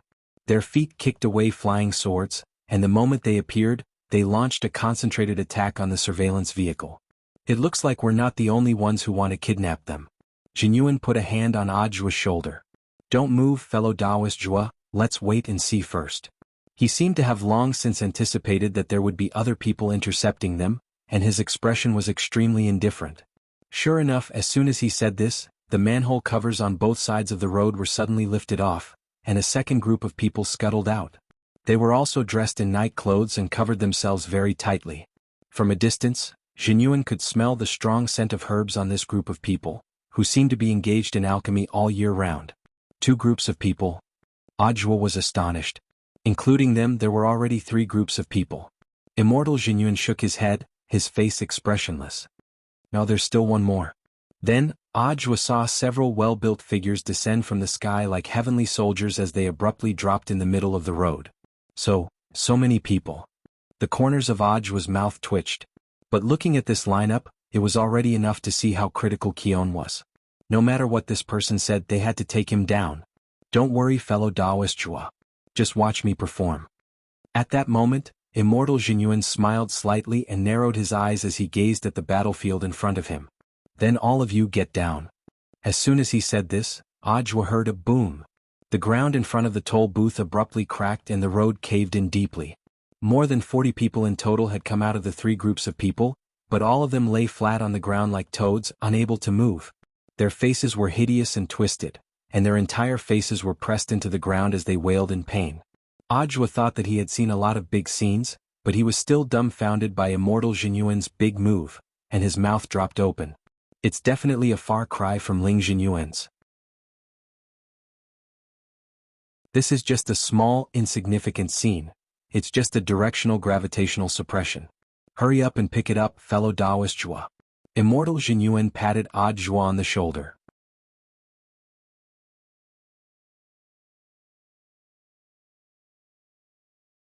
Chapter 1230. In the end, Immortal Jianghu one-sidedly crushed the competition between several parties. Audiobook used his spirit sword to break open the door of the inspection van. When he saw that Cowan had already fainted, he didn't think too much about it as he directly picked him up and sprinted 100 meters. He opened the back of the Wuling Hongguang and threw the man inside before driving away as fast as he could. Things had progressed more smoothly than Audiobook had imagined. His next step was to drive to Battle Sect, whose mountain gate was outside Songhai City. At the moment, Battle Sect was a relatively safe place. Even if someone wanted to pay a visit, it wouldn't be that easy. Audiobook had already decided to pry open Cowan's mouth before anyone tracked him down. Audiobook walked for about 5 or 6 minutes before the gravity suppression Immortal Jianghu had set up in front of the toll station was unlocked. With the power of a venerated Immortal, you could do whatever you wanted. The 3 groups of people got up from the ground one after another. Their faces were plastered with gravel and some of them had blood stains on them. All of them were covered in dirt and felt a little dizzy. Being suppressed by gravity for a long time would block blood flow, so the first thing they felt after getting up was numbness in their legs. More than 40 people got up from the ground, all of them wearing night clothes. Unable to tell friend from foe in the dazzling divine pool, they directly circled the inspection van. "Who the hell are you? Who are you?" The 3 groups of people asked each other questions as they took out the magic weapons in their hands and threatened each other. Although they were all speaking Mandarin, it was clear that they had different accents, which made the scene even more chaotic. Everyone, the person we wanted to rob, was snatched away by the other group. "If we start an internal strife now, won't the 4th group laugh at us?" The representative of one group suddenly said at that moment. "That's right. Brothers, I also think it's inappropriate for us to stand here, and the police will be here soon. There's no harm in the 3 of us chasing after them, it'll depend on our own abilities." "All right. Then shall we retreat?" "How?" "Go back to where you came from." The 40 or so people hit it off and scattered in the direction of the previous ambush. The person they wanted to rob had been snatched away by someone else. Since they didn't know the other party's background, these groups of people said they were going to chase after them, but in fact they still had to ask for instructions before taking action. After the failure of the operation, the burly men in black who had fallen from the sky were quickly picked up by an armed helicopter. A group of people discussed the follow-up plan on the helicopter. The leader of the team took off his mask, revealing his face. Just like Keon, he was a Western cultivator. He had dark blue eyes, a high nose bridge and long sideburns. He was assimilating with a communication ball. They were from the SBP Foundation. The team leader spoke to judgment in fluent Mandarin. They were all capable operatives of the SBP Foundation in Wuxia Nation. "Lord Judge, I'm very sorry. The operation has failed. There were a total of 3 groups of people who snatched it from us. Snek deserves to die. I already know about this. It's not your fault." The black shadow on the other end of the communication ball said, "Furthermore, I already know that of the 3 groups, one is from Huagua Water Curtain Group, one is from Huaxiao Alliance General Alliance, and the last one might be from Battle Sect. The War Sect actually has such a powerful expert?" Snake's heart trembled. "Don't panic, I will immediately send someone to support you. You just need to follow the instructions I'll give you later and wait at the designated coordinates." "Yes." Snake nodded. At this point, the call between the 2 of them was cut off. On the edge of a cliff in Wuxia Nation's lonely forest, in front of an ancient castle bathed in moonlight, the black-cloaked owner of the castle stood on the edge of the cliff and slowly stretched out his arms to embrace the moon, praying devoutly to the great void in the name of judgment. "Great Lord of the Void, thank the Lord for your salvation. I beseech the Lord to save the people of the void and restart the void. We, the people of the void who are lurking here, will surely offer the Lord our most sincere gift of life." After the prayer, the owner of the cloak returned to the castle. The old woman standing silently by the door took off the owner's cloak and hung it on a hanger. The owner of the castle finally revealed his deathly pale face, devoid of all blood. In front of a gorgeous long dining table, 2 tall candlesticks gave off light, and the old woman pushed a dining cart. "Lord Bai, the tonic is ready. Please enjoy." The young man coughed.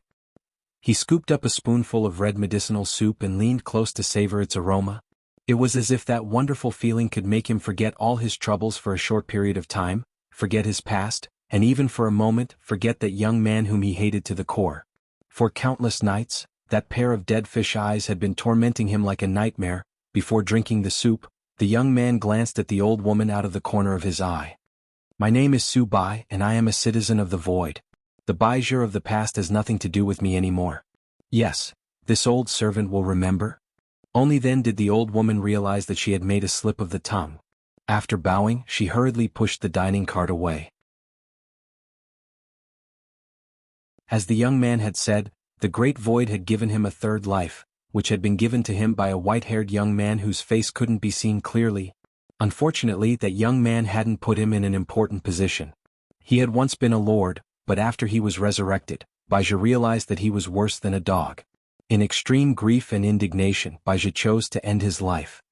His third life had been bestowed upon him by the Void.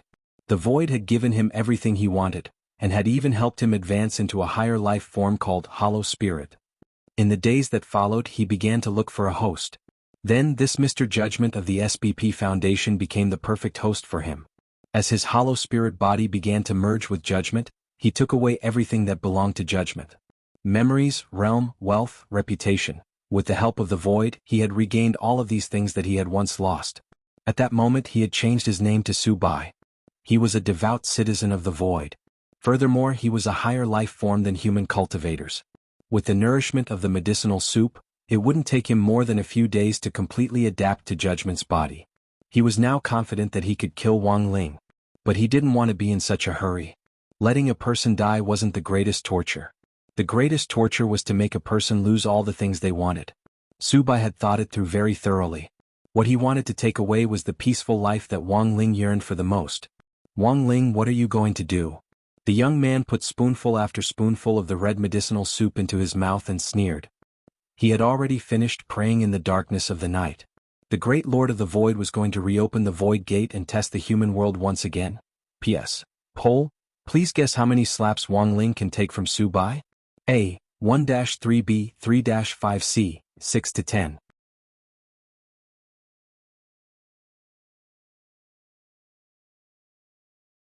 Chapter 1231. For a long time, people have been pursuing higher levels of evolution. This is also the reason why cultivators have been pursuing higher levels of cultivation. Countless cultivators pursue higher realms for strength, for longevity, and even more so for the pursuit of a higher form of life. Inside the battle sect, Kun was holding a cup of hot coffee as he explained the situation that he knew. It seemed that he was going to talk about the origin of human beings and cultivation. But time was of the essence now, so Ajwa could only guide Kion from the side and let him choose the key points to answer. In order to win Kion's trust, Ajwa had even unlocked Kion's spirit shackles. But Kion knew very well that with that long-haired almighty here, it didn't make any difference whether he wore the shackles or not. You didn't want to say anything before, why are you willing to say it now? Ajwa was puzzled by Cowan's sudden change. Kion looked at Ajwa. The reason I joined the SBP Foundation was to help the human world develop more peacefully and orderly. The investigations I've conducted over the past few years have been based on this goal as well. I will only choose what I think is right. In fact, I was still hesitating when I was sent to the prison van, but after a few rounds of fighting, I immediately understood. What do you understand? I understand. It's the right direction. Kion's voice gradually became deeper. The Foundation has changed. It's no longer the Foundation I used to know. We exist to expose the truth. Now, in order to hide the truth, the Foundation is willing to pay the price of killing an investigator. You mean that the burly men from the Foundation weren't here to kidnap you? Despite their disguises, I know them too. They are the Foundation's scavengers. The duty of the scavengers is to assist in the investigation. They will cooperate with the investigators to carry out specific tasks. For example, sometimes we need to kidnap a specific insider in order to investigate something. At the same time, in order to protect the identity of the insider, we will fake their suicide so that we can take the real person away for investigation. In this way, in the eyes of the outside world, this person was already dead. But in fact, once we have enough evidence, this dead person will come back as a key witness. So, the scavenger's mission was to help you fake a suicide. You can think of it that way. Kion nodded. Holding his coffee cup, he laughed bitterly. But I don't know when the scavengers started to change. The Foundation, which originally exposed the truth, became the lackeys of some tycoons. They sent investigators to gather all the evidence and witnesses, and then sent the scavengers to destroy them all. Truly flawless. Ajwat sked inside. When did they become like this and when they became like this?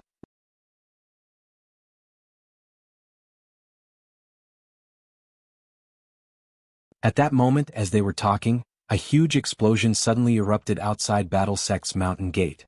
Grenade-throwing Senior Immortal's True Venerate Hall also shook slightly with this huge tremor.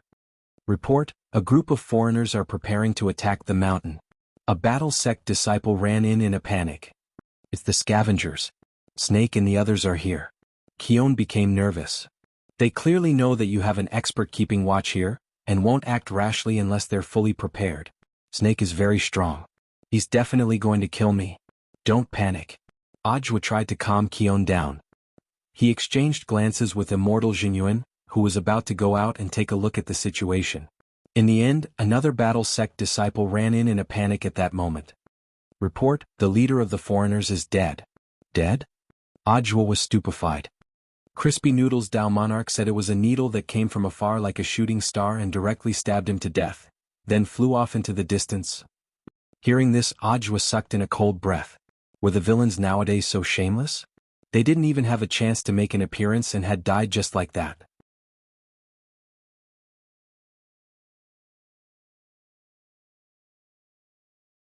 Chapter 1232. About 5 minutes ago, a group of foreigners had gathered outside Battle Sect's mountain gate.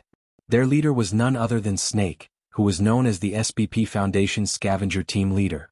In less than 2 hours he had arrived at the location Subai had specified and obtained a magic treasure known as the Void Magic Ball. Then he had come here according to new instructions. Snake didn't know what this Lord Judgment wanted to do, but there was nothing wrong with following the Foundation's arrangements. A group of outsiders gathering in front of the mountain gate was definitely a sign of danger. Seeing this, the Battle Sect disciples in the Sentry Tower hurriedly reported the situation to their superiors. Very quickly, a stream of golden light rose from the heart of Battle Sect and descended from the sky in front of this group of scavengers. The powerful aura made the scavengers involuntarily take a few steps back. Snake stared at the young-looking boy in front of him with his dark blue eyes set in deeply sunken eye sockets. We are here on the orders of the SBP Foundation. Please ask the person in charge of your sect to come out and return him to us. After saying this, Snake also tried to recall the origins of the person in front of him in his mind, but he found that he had no impression at all in his mind. Crispy Noodles didn't reply, and just stared quietly at Snake. According to Battle Sect's rules, anyone who provoked the mountain gate, Battle Sect would never make the first move. Seeing that the youngster was standing still, Snake looked a little impatient. Aren't you going to ask the person in charge to come out? Or are you the person in charge here? I'm just a security guard, Crispy Noodles answered honestly. In reality, he had been assigned to many departments in the Battle Sect, and was a proper replacement player. Wherever he was needed he would go. Today he was in charge of security, but tomorrow he might become the disciples' coach and guide their cultivation. As Wang Ling's sub-account, Crispy Noodles was just a real clone, but he unexpectedly gave people a reliable and reassuring feeling. When the disciples in the Sentry Tower saw Crispy Noodles arrive, they breathed a sigh of relief in their hearts. Almost all the disciples in Battle Sect knew how strong Elder Crispy Noodles was. Mr. Security Guard, your Battle Sect stole our people, so you should give them back to us. If you persist in going about things the wrong way, we'll have to take them by force, Snake threatened. Crispy Noodles sighed in his heart, lamenting that the foreigner in front of him had so much nonsense to say, and he suspected that he was exaggerating the number of words. Instead he was hoping that Snake would act faster. Until he saw Lu Gang galloping towards him from the horizon. So that's how it is. It's all God's will. The young man raised his head and stared through the layers of clouds at the approaching beam of light. He immediately understood who the culprit was. There was only one person in the entire universe who could achieve such finger strength. The strongest person was about to be eliminated, so there was no point in fighting. The young man sighed in disappointment and turned to return to the sect. As soon as he took a step forward, Snake reached out and pressed his shoulder. You want to leave? It's not that easy. The domineering spiritual power passed through Snake's body like an electric current, and the young man's body paused for a moment before he ignored the pressure and continued walking forward. Snake was furious in his heart. Although he had long heard that since the rise of the Battle Sect, each disciple inside was more arrogant than the other, why was even a security guard so King awesome? You're going too far. The next moment, Snake roared and his body began to multiply at a speed visible to the naked eye. He swelled into a steel giant that was 10 meters tall. This was the body doubling amplification spell, a spell that developed the body's potential to the extreme. A huge shadow covered the sky and the sun, completely blocking out the sunlight overhead. As expected of young Master Ling, he even managed to capture the situation after the amplification. Crispy Noodles' expression was indifferent as he continued to stride forward expressionlessly. When he had seen the phenomena pillar flying toward him earlier, there had actually been a deviation of several meters. That was to say, if Snake hadn't used this amplification spell, he would have been able to escape this calamity. But now it was almost certain death. The next second, under everyone's watchful eyes, a needle flew down from the sky and hit the back of Snake's head with a poochie sound, directly piercing through his entire head. It was a bloodless needle. But the moment it pierced through, it disintegrated all of Snake's brain tissue. His huge body crashed down in front of the mountain gate, and then his body, which had expanded dramatically, gradually shrank. Crispy Noodles didn't even turn his head, because this was what he had already expected. At this point, the group of scavengers in front of the mountain gate were all stunned. Captain? They weren't in a hurry to get revenge. Instead, they immediately surrounded Snake and took out all kinds of emergency magic treasures to save him. When the scanner scanned Snake's brain, one of the team members was already so shocked that he couldn't speak, because the scan showed that Snake's head was completely hollow. The moment the flying needle pierced through, the entire brain had been incinerated completely by the overflowing energy. Brain dead, there was no saving him. Several scavengers quickly made their judgment.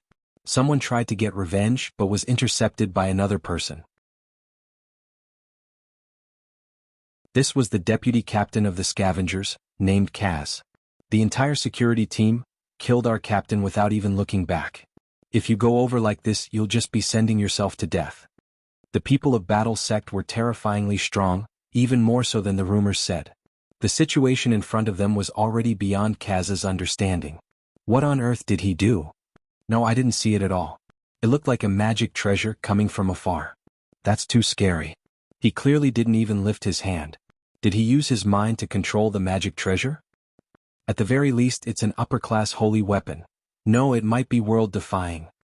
He didn't even have any spiritual energy fluctuations just now, and didn't even consume spiritual energy to activate a world-defying magic treasure. As the scavengers discussed this, they all felt chills run down their spines and their hair stand on end. Let's not act rashly for now, let's report the situation to Lord Judgment first. Kaz frowned and immediately directed everyone to quickly leave Battle Sect's mountain gate with Snake's corpse. They still had a void magic ball given to them by Lord Judgment, but so far they didn't know what this magic ball was for.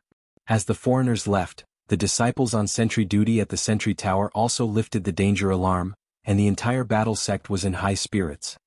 Did you see that? Elder Crispy Noodles is too strong. I saw it. It looked like he used his mind to activate the magic treasure and directly killed that troublemaker captain. Is that foreigner really dead? He should be. Look at the way the rest of them are scurrying away like rats, they've obviously been scared. Look at Elder Crispy Noodles, he looks so calm and collected. He didn't even lift his hand during the whole process, and there wasn't even any spiritual energy fluctuations. And when that foreigner leader's body swelled up, Elder Crispy Noodles actually chose to turn back. It looks like Elder Crispy Noodles has already decided that this person is dead for sure, so he turned back? Real men. They never look behind them. Crispy Noodles smiled bitterly in his heart at these remarks. Although he was a fill-in player, he hadn't expected that he would also have to fill in as the scapegoat. Wasn't this stealing Audiobook's job?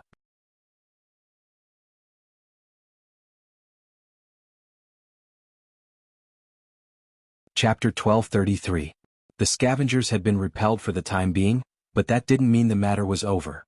This was just the beginning of chaos. Audiobook was still pressing on with his questioning of Cleone. On the other side, the various forces were also making their own moves. The towering Huagua water curtain group building was empty. Everyone had been evacuated in advance. Only the men in black who had been sent out earlier were left to report on their work. Sunny Yuan's face was exceptionally ugly. He hadn't expected so many people to be involved this time. Not only were overseas foundations and combat sects involved, but even the main alliance was also involved. Furthermore, it seemed that these forces had branches that were secretly fighting each other. Legend has it that the Foundation has a scavengers team, which are killing machines specially bred by the Foundation. I never thought it would actually be true. When the men in black finished their report, Jiang Shaoche also had a very surprised expression. Then he frowned deeply. Master, I'm afraid we've already exposed our identities by getting involved this time. Sunny Yuan glanced at Jiang Shaoche and shook his head. No, the truth is that our operation this time was secretly instructed by the main alliance. Otherwise, do you think I would have the guts to get involved in this matter? Instructed by the main alliance? Jiang Shaoqi was even more surprised. To be exact, it was directly instructed by His Excellency. It's actually His Excellency. Jiang Shaoqi's eyes widened. Judging from the outcome of this operation, the situation is worse than I thought. Since His Excellency instructed me to get involved, it proves that there might already be a spy in the main alliance that His Excellency doesn't trust. Saying this, Old Man Sun frowned slightly. It was just that they still didn't know where on earth this spy came from. Was it someone from the Foundation? Or was it an unknown force from somewhere else? None of this was known at the moment. Sun Yiyuan was a veteran. A company could never be above the state. He understood this principle. Although Huagua Water Curtain Group was astonishingly wealthy, Sun Yiyuan wouldn't get involved in this matter without authorization. Of course, as a businessman, the more Old Fox Sun took the risk to get involved this time, the more conditions Huagua Water Curtain Group would raise. Sun Yiyuan didn't lack anything in his life, be it wealth, beautiful women, or any novel objects. Everything a secular person wanted was fleeting in his eyes. The only person he treasured was his granddaughter. As long as Lotus Sun's yin and yang death tribulation wasn't resolved, he would be on tenterhooks.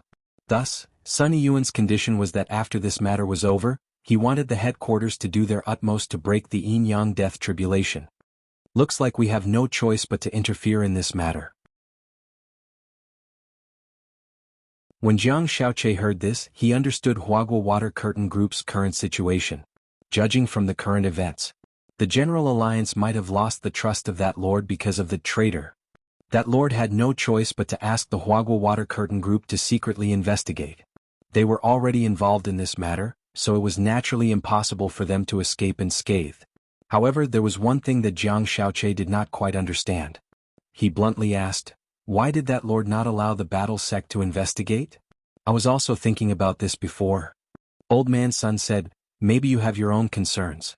Or perhaps Master feels that the battle sect has a close relationship with the headquarter alliance, and that there might be a mole within.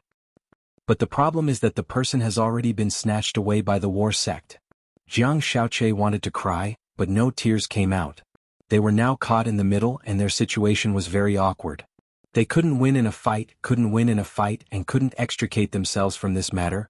The whole situation was quite unfavorable for Huagua Water Curtain Group. Most importantly, their actions just now had exposed their identities. The mole at the headquarters and the Foundation scavengers could make a move on Huagua Water Curtain Group at any time. This situation of being attacked from the front and the back could be said to be a stalemate. Now Jiang Shaoqi finally understood why Sun Yiyuan had ordered all the employees in the building to be evacuated yesterday. Obviously, the old man didn't want to implicate the innocent employees. Now we can only gamble. After thinking about it, Old Man Sun quickly made a decision. "Everyone else evacuate. Shaoqi, come with me to the Sun family treasury." Hearing this, Jiang Shaoqi's pupils shrank.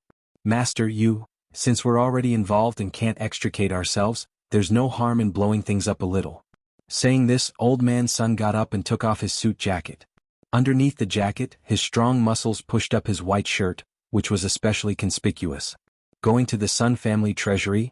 How many years had it been since Jiang Shaoqi had heard this sentence? This was the signal that Old Man Sun was going to the treasury to retrieve his ancestral magic artifact and was personally coming out of retirement. At that moment, Sun Yiyuan wasn't sure if he could trust Battle Sect. But as long as he gave it a try, everything would become clear. On the other side, Audiobook had already made a new breakthrough in his questioning of Cowan. Their topic had already turned to hollow spirits. This was a strange and mysterious term that Audiobook had only heard today. There's actually such a thing as a void invasion. Audiobook was secretly astonished after listening to Cowan's words. These had all been Gu Xuanji's deductions at first, but Audiobook hadn't expected them to be confirmed by Cowan. Void invasion. You've summed it up very well. Cowan smiled bitterly. Our world is indeed suffering from the merciless invasion of void creatures. Did you come to Xiao Nation to investigate 20 years ago? To be exact, it should be earlier. The large amount of evidence I have shows that the hollow spirits appeared earlier than the Foundation thought, Cowan said.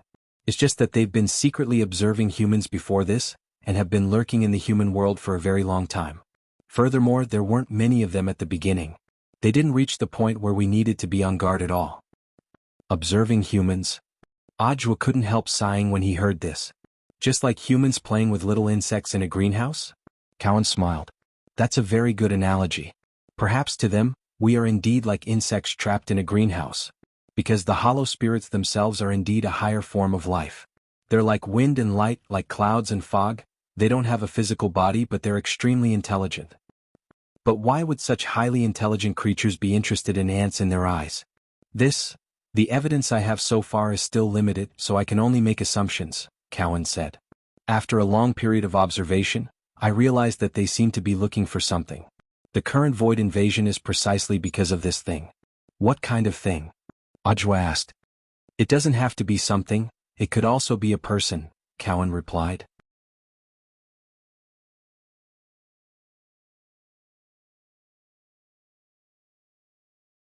Chapter 1234. After this conversation, Kuhn's nervousness had clearly eased a lot. Perhaps it was because Snake's death made him feel like a burden had been lifted from his heart. As one of the investigators, he had felt and seen too many of his colleagues die at the hands of scavengers.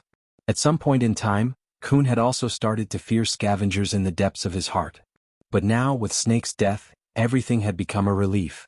It was as if Battle Sect had become Kuhn's safe haven. Staying in the true Venerate Great Hall in the hinterland gave Kuhn a sense of security. This newly established sect had leapt to the top 10 of the world's sects at an almost bizarre speed. It firmly occupied the throne of third place. Apart from the fact that its economy and the overall quality of its disciples couldn't compare to the top 2 sects, it was practically beaten in every other aspect. The first 2 required a long period of development to accumulate. After all, Battle Sect was a newly established sect, and it had already been very difficult for it to reach this stage. You don't think it's necessarily an object, but a person. Ajwa frowned deeply when he heard Kuhn's speculation. If it was to find an object, he thought of his Shifu's omniscient elephant's pillar. But it wasn't like his Shifu wouldn't return the pillar. Was it worth it for a hollow spirit to riot over a magic artifact? The omniscient elephant's pillar definitely wasn't the only thing in the void behind the gate of the void. Furthermore, it had to be something even more powerful. In comparison, Ajwa felt that the weight of this omniscient elephant's pillar didn't seem to be that high. But if they were here to find someone, that would be a very wide range. Even if they narrowed it down, it seemed that they could only lock onto Wuxia Nation. 20 years ago, the Foundation had sent Kuhn to investigate Wuxia Nation in order to investigate the hidden hollow spirits in Wuxia Nation. Looking at the overall data, Wuxia currently had the most hidden hollow spirits in its territory. Hence, all of this was because of a certain person in Wuxia Nation. At this point, the situation gradually became clear. Is there any way to identify hidden hollow spirits? As I said before, hollow spirits are high-level creatures without a physical body. When they reside in a human body, there's bound to be a rejection reaction. A rejection reaction? It's only at the beginning. Hollow spirits are extremely adaptable. The faster ones will be able to adapt in a day, the slower ones will need about 5 days. However, no matter how fast or slow they are, they will need to drink a red medicinal soup. How did you know? Ajwa was amazed. I've had cases of people being possessed by hollow spirits. That gave me good information. At this point, Cohen couldn't help but break out in cold sweat. Riches come with risks. What I'm doing is very dangerous. If I'm found out that I'm testing the hollow spirit, I'll definitely die. Using the body of a human to deal with an unknown higher being. Hearing this, even Ajwa couldn't help but admire Keon's courage. He sensed the spirit of a desperate man from Korn. In fact, the investigators of the SBP Foundation all had this spirit. It was the mission of every SBP investigator to do their best to unearth and pursue the truth. Ajwa couldn't help recalling the extreme weather when he had hugged a tree and reported for duty at the front. Then, the reporters and cameramen who were swept away by floods or hurricanes. I took a sample of the red decoction and wanted to take it to the Foundation for testing. Where is Ben now? I don't have it with me, it's in my apartment. I don't know if it was destroyed by the scavengers. Korn frowned deeply. Given their ability, it shouldn't be hard for them to find out where I live. It seemed that the key was the sample of the red decoction. If they could crack the secret, they might be able to discover the difference between human cultivators who were possessed by hollow spirits and ordinary human cultivators. I'll think of something about the decoction. After saying this, Ajwa looked at Immortal Jinyuan next to him. Senior, did you hear that? Please help me find this decoction. That's easy. Immortal Jinyuan nodded. With a turn of his body, his entire body turned into a cloud of smoke and disappeared. Even someone as experienced and knowledgeable as Korn had never seen such frightening spatial manipulation before. What on earth is this senior's background? That's a sect secret. If you want to know, you can investigate it yourself. Korn wiped at his sweat. It's not that I haven't looked into Battle Sect, but it wasn't until today that I realized there were still a lot of things I missed. Furthermore, this is the first time I've seen a sect set up a snack shop in their own sect. In order to control what their disciples ate, large sects usually didn't set up this kind of snack shop. They ate too much puffed and fried food and carbonated drinks. Over the years, this would have a huge impact on the growth and development of the spirit root. This was also why people who liked to drink fat otaku cola generally had low cultivation levels. A certain expert had once publicly published this opinion in Cultivator Has a Say Daily. Of course, Ajwa knew what Korn was trying to say by specifically mentioning the snack shop. He smiled slightly. Actually, I don't think that eating snacks will necessarily have an impact on one's realm. When a person's realm and strength had already reached a sufficiently heaven-defying level, how could they be swayed by a few bags of snacks? Ajwa had also thought this way when he was younger. But after meeting his adorable little Sherfu, he felt that a whole new world had opened up to him. Wang Ling's existence had completely subverted his understanding of cultivation. In Ajwa's eyes, the so-called impact of eating snacks on one's realm was simply a paradox. Cultivators just needed to have a limit to everything they did. Thus, Ajwa believed that eating less or occasionally wouldn't have an impact on the development of the spirit root. I don't agree with Mr. Zhuo's point of view. The reason I have my current cultivation is because I've never eaten those so-called junk foods since I was a child. Korn smiled. But in the next moment, Ajwa's soul interrogation stunned Korn on the spot. But Mr. Korn, do you think you've been happy all this time? Korn fell silent. I know that it might be very difficult to change Mr. Korn's understanding of cultivation in the short term, Ajwa said. Ajwa said, but if Mr. Klein is willing to join our sect and fully understand our corporate culture. So Mr. Zhuo wants to pull me in? Kion stopped Ajwa from speaking. After going around in a big circle, he finally understood Ajwa's meaning after hearing this. Sure enough, the Oriental way of talking was broad and profound. Korn gasped in amazement. Ajwa smiled. Mr. Korn, Battle Sect won't easily extend an olive branch. Korn thought for a bit and also smiled. Once this is over, I'll think about it. The two of them chatted as they waited for Immortal Jinyuan to bring back a sample of the red medicine. At that moment, a disciple outside the door hurried in. Report, Mr. Sun of Huagua Water Curtain Group requests an audience. Mr. Sun? The visitor was a little unexpected for Ajwa. At the same time, Ajwa felt that this person was quite difficult to deal with. After all, there was a small chance that this person would become Ajwa Sherfu's father. Simply put, there was an extremely small chance that this person would become Ajwa's future Sherfu. Then Ajwa's attitude towards this person. Whether Sunny Yuan was here to cause trouble or not, Ajwa had to consider it carefully.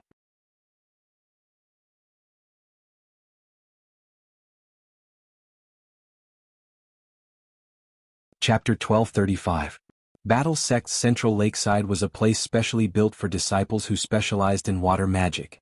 A pavilion stretched along an elegant winding corridor along the shore to the center of the lakeside, dividing the entire lake.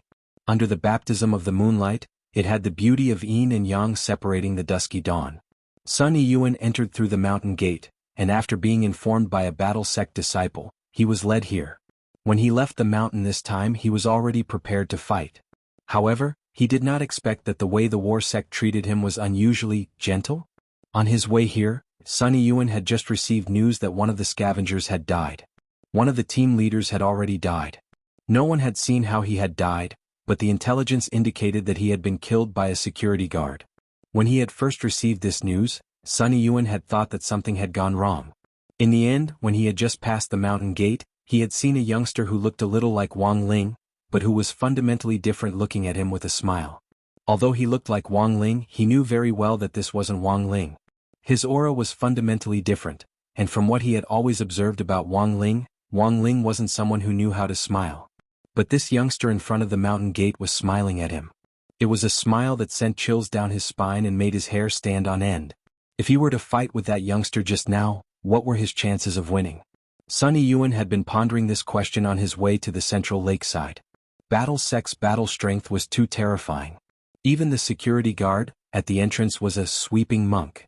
No wonder Battle Sect had been able to quickly secure its throne as the #1 sect in Wuxia Nation in just a few short months after its establishment. If this continued, Battle Sect would probably be able to easily take down the #1 position in the world. Sunny Yuan waited in the pavilion for a while. Before long, footsteps could be heard in the corridor, and in the pale and bright moonlight, he saw the newcomer's face. It was a young man who looked a little ugly. At first, Sunny Yuan didn't recognize him. Then the young man said, "Mr. Sun, it's our Battle Sect's great fortune to have come to visit. May your immortal luck prosper." This familiar voice instantly evoked Sunny Yuan's thoughts, and he immediately narrowed his eyes. I'm Audiobook." Audiobook revealed his true identity without any hesitation after he had pinched his face. "As expected, you weren't caught." Sunny Yuan smiled. "It seems that Mr. Sun has expected this? I can roughly guess that you've already escaped, but I don't know where you are." With his hands behind his back, Old Man Sun gently floated up and left the pavilion. His body was as light as duckweed as he stood on the surface of the lake. There were only a few ripples and a few circles of ripples.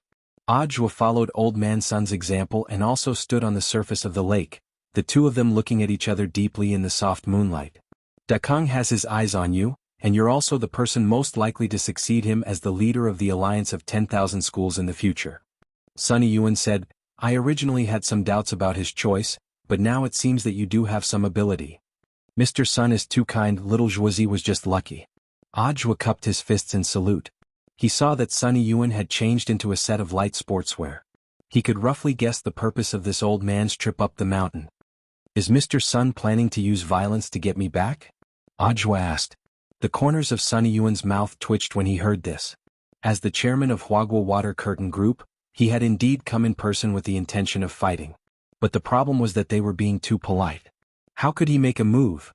He had even taken out the ancestral magic weapon Gold and Jade Sky Shocking Rod from the Sun family's treasury. "How about I guess the purpose of Mr. Sun's trip?" Seeing that Sunny Yuan wasn't speaking, Audiobook began to analyze the situation. "Mr. Sun did indeed intend to fight us at first. But after entering our Battle Sect's mountain gate, Mr. Sun realized that we weren't hostile, so perhaps the general purpose of Mr. Sun's trip was to test our Battle Sect's strength." "You've seen through everything?" Old Man Sun chuckled. Of course, the reason why he hadn't made a move wasn't entirely because he had realized that Battle Sect wasn't hostile towards him. It was because he had realized that even if he did make a move, he might not necessarily be able to beat the security guard at the gate. He was a true immortal, but he had been frightened by the imposing manner of a security guard. If he really couldn't beat him, wouldn't he become the laughingstock of the world? And the most important thing was that if word got out, Huagua Water Curtain Group's stock price would definitely plummet. As a businessman, in order to preserve his integrity, after careful consideration, Sunny Yuan felt that directly making a move wasn't appropriate. Furthermore, a fight between true immortals would cause too much of a commotion, enough to destroy a city. "We've already backed up the video footage of Klein's interrogation. On the lake," Audiobook said frankly, "if Mr. Sun wants to see it, I can take Mr. Sun there now." "You're quite honest?" Sunny Yuan looked at Audiobook. "Aren't you worried that I'm not on your side?" Audiobook smiled. "No matter how bold a financial group is, it's impossible for them to go against the head alliance. Unless Mr. Sun is acting on someone's orders." Audiobook had thought of this when he had listened to Immortal Jinyuan's analysis in the Wuling Hongguang van about the smell of medicine on some of the people on the road. So when he thought about it further, it was very obvious whose orders Huagua Water Curtain Group was acting on. Ever since the head alliance was established, it's been that Lord's. Our Battle Sect relied on it to grow. Naturally, we will stand on that Lord's side unconditionally. Audiobook bowed again. "Mr. Sun, do you know why I asked to meet you here?" In the evening breeze, Sunny Yuan's gaze was incomparably tranquil as he looked at the bright moon reflected on the lake in front of him. "Heart like a bright moon." Old Man Sun stared at the moon, his tense heart relaxing a little. He sighed in his heart. It was a good thing that Battle Sect wasn't an enemy, they weren't on the other side. Otherwise the outcome would have been really hard to predict. Just sending out the security guards at the door would have been enough to kill like crazy. "We will share the following information with Mr. Sunday. If Mr. Sun trusts us, we will share it with you. If Mr. Sun trusts us, we can also share some of what we know." Saying this, the phone in Audiobook's trouser pocket vibrated. Immortal Jinyuan had returned. Audiobook learned that the sample of the red medicine was in perfect condition. The main thing was that Klein had stored it in a very tricky place. He had actually put it in the toilet.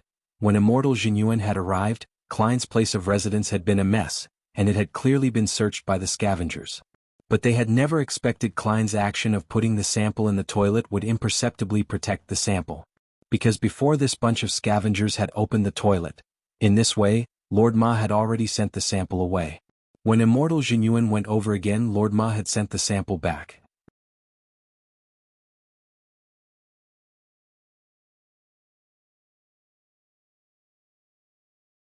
Chapter 1236. There was no toilet in this world that was stronger than Lord Ma.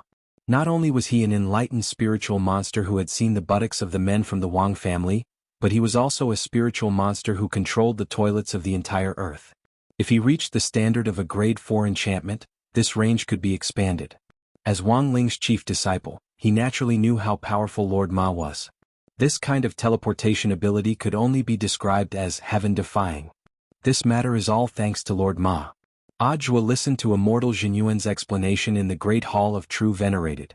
He couldn't help but mutter to himself again. Who is Lord Ma? Sun Yuan sat on the guest chamberlain's chair and revealed a curious look. Lord Ma was an enlightened gremlin, so of course Audiobook couldn't reveal his identity. However, he didn't want to lie to Old Man Sun, so he thought of a reasonable explanation. He's an excellent courier. Then the courier has done a good job. Sun Yuan was also full of praise. He is indeed dedicated. Audiobook nodded. Lord Ma's professionalism wasn't just for show. He heard that Lord Ma was in a relationship recently. And his love partner was the cosmic god tree that had previously drained his nutrients. This should be the first among all the monsters in the Wang family's small villa to be single. What was even more unexpected was that Lord Ma, who was no longer single, actually didn't look that young. However, as the saying goes, beauty is in the eye of the beholder. Miss Cosmic God Tree liked Lord Ma, so there was nothing she could do about it. It could only be said that it was worthy of being a spiritual monster that was enlightened by Master. She was clearly in love, but she still completed her mission. Hearing this, Immortal Jianghu couldn't help sighing at Audiobook's eloquence. He could turn the story of a greedy girl begging for fertilizer into a love story of a dedicated courier. Audiobook was indeed a rare talent. How long will the test take? Old Man Sun sat in the guest seat and took a sip of tea. He had been observing Immortal Jianghu since the beginning. Because this was another expert he didn't know. In his heart, he was glad that he didn't really make a move just now. Otherwise, he would have no place to hide his old face. This Zhan Zongtian was too terrifying. Nameless experts at the level of sweeping monks were everywhere. This was King ridiculous. Immortal Toya is already experimenting, it should be soon. However, in the end, I'm afraid that our battle sex medicinal laboratory is not as advanced as Mr. Sun's groups. Speaking up to this point, Audiobook narrowed his eyes slightly and smiled. Everyone knows that Huagua Water Curtain Group built the first 5th grade elixir laboratory in the country. Unfortunately, our battle sect is currently short on funds, and we still have so many disciples to feed. We still can't afford to open this laboratory. Sun Yuan choked on his saliva. He wasn't a fool, and of course he understood what Audiobook was hinting at. No, this already couldn't be considered a hint. In Audiobook's view, it was already clear. However, Sun Yuan did not intend to accept this. The construction cost of a level 5 pill laboratory was especially expensive, at least 1 billion immortal gold. With this amount of money he could open a new sky-class sect. Any investment must pay attention to the return, and he was not a philanthropist. He was a businessman and he would not invest without a good reason. Contrary to Sun Yuan's expectations, Audiobook actually didn't continue pestering him, and instead changed the topic back to Keon. Mr. Keon, I remember that the SBP Foundation was also founded by the International Alliance of Cultivators back then? That's right. Keon nodded. This was a fact that everyone knew, so there was nothing to hide. Let me get a little gossip. How much did you invest in the initial establishment? I think it was 1.5 billion immortal gold, and that's just the operational investment. If you add in the equipment and site, the total investment is already over 3 billion. Does the Foundation also have an elixir laboratory? Yes. It's a level 5 pill laboratory. It was built by Michio Nation's Torino's Pill Company. That can't be right? It costs a lot to build a level 5 pill laboratory. Which entrepreneur would invest for no reason? Jua had an incredulous expression on his face. Mr. Jua, you have to believe that there are still people in this world who are true, kind, and beautiful, and who sincerely contribute to world peace. Qion's words were very sincere. After saying this, he glanced at Sunny Yuan out of the corner of his eye. Of course, not all outstanding entrepreneurs have this kind of awareness. Hearing this, Old Man Sun's hand holding the teacup started to tremble. He was now especially regretful. He shouldn't have chosen to come to Battle Sect from the very beginning. Wasn't this clearly extortion on the basis of morality? From start to finish, Jua hadn't asked him to help Battle Sect set up a laboratory. But after gossiping with Qion, every word Qion said struck at Jua's heart. It was the kind of strike at the heart that killed and strike at the heart. As an outstanding entrepreneur, Sunny Yuan indeed felt as if his conscience had been shaken. At this point, looking at Sunny Yuan's expression, Jua knew that the matter of the Battle Sect's Level 5 laboratory was basically settled. Although this Old Man Sun didn't say anything, his heart had probably already sunk into a deep, moral vortex. Although his methods were a little despicable, there were times when despicable and shameful, but they were useful. Since things had already progressed to this point, there was naturally no way for Jua to stop. In the end, he stared at Sunny Yuan and added the final blow. I know that Mr. Sun is an outstanding entrepreneur, and definitely has the same corporate conscience as Torino's Pill Company. Of course. Sunny Yuan took a deep breath and gritted his teeth as he stared at Jua. Don't worry, Mr. Jua. Once this matter is over, my Huagua Water Curtain Group will invest in the construction of the Battle Sect's Level 5 laboratory. How can I accept this? Hearing this, Jua immediately got up. What virtue or ability does my Battle Sect have to accept such a big gift from Mr. Sun? But then again, this is definitely of Mr. Sun's own free will, right? Otherwise, if word gets out that my Battle Sect is coercing you, we can't afford to lose our reputation. Old Man Sun did his best to maintain a smile. Of my own free will, all of this stems from my entrepreneur's conscience. And so, in this delightful conversation about entrepreneur's conscience, it was as if Jua could hear his teeth grinding. But he was certain. This probably wasn't an illusion. It was already 2:12 in the morning on Thursday, November 26th. He hadn't fallen asleep yet. After finishing his homework, he had been secretly assisting in the investigation of the Foundation. According to the clues left behind by Warden Liang, there were 7 main envoys behind the scenes of the Foundation. Book of Sage Immortal listed these 7 people in detail in front of Wang Ling. This was the relevant information extracted from Warden Liang's soul memory. And his soul was already under Wang Ling's protection. Position 1, Moon. Gender unclear but a gentle person. Position 2, Star. More intelligence than the others. Claims to have prophetic abilities. Position 3, Sunday. Always exudes a sense of justice like a big brother. Position 4, Judgment. Host of the meeting. Voice shrill and funny. Gender unclear. Position 5, War Chariot. Like his code name, his style is full of violence. Position 6, Fate. A man of few words but can always give hints at critical moments. Position 7, The Fool. Always leaves the meeting midway. Very mysterious. After reading this, Wang Ling felt like he was playing werewolf killer. Then, among these 7 people, who on earth was the Void Spy and how many wolves were there?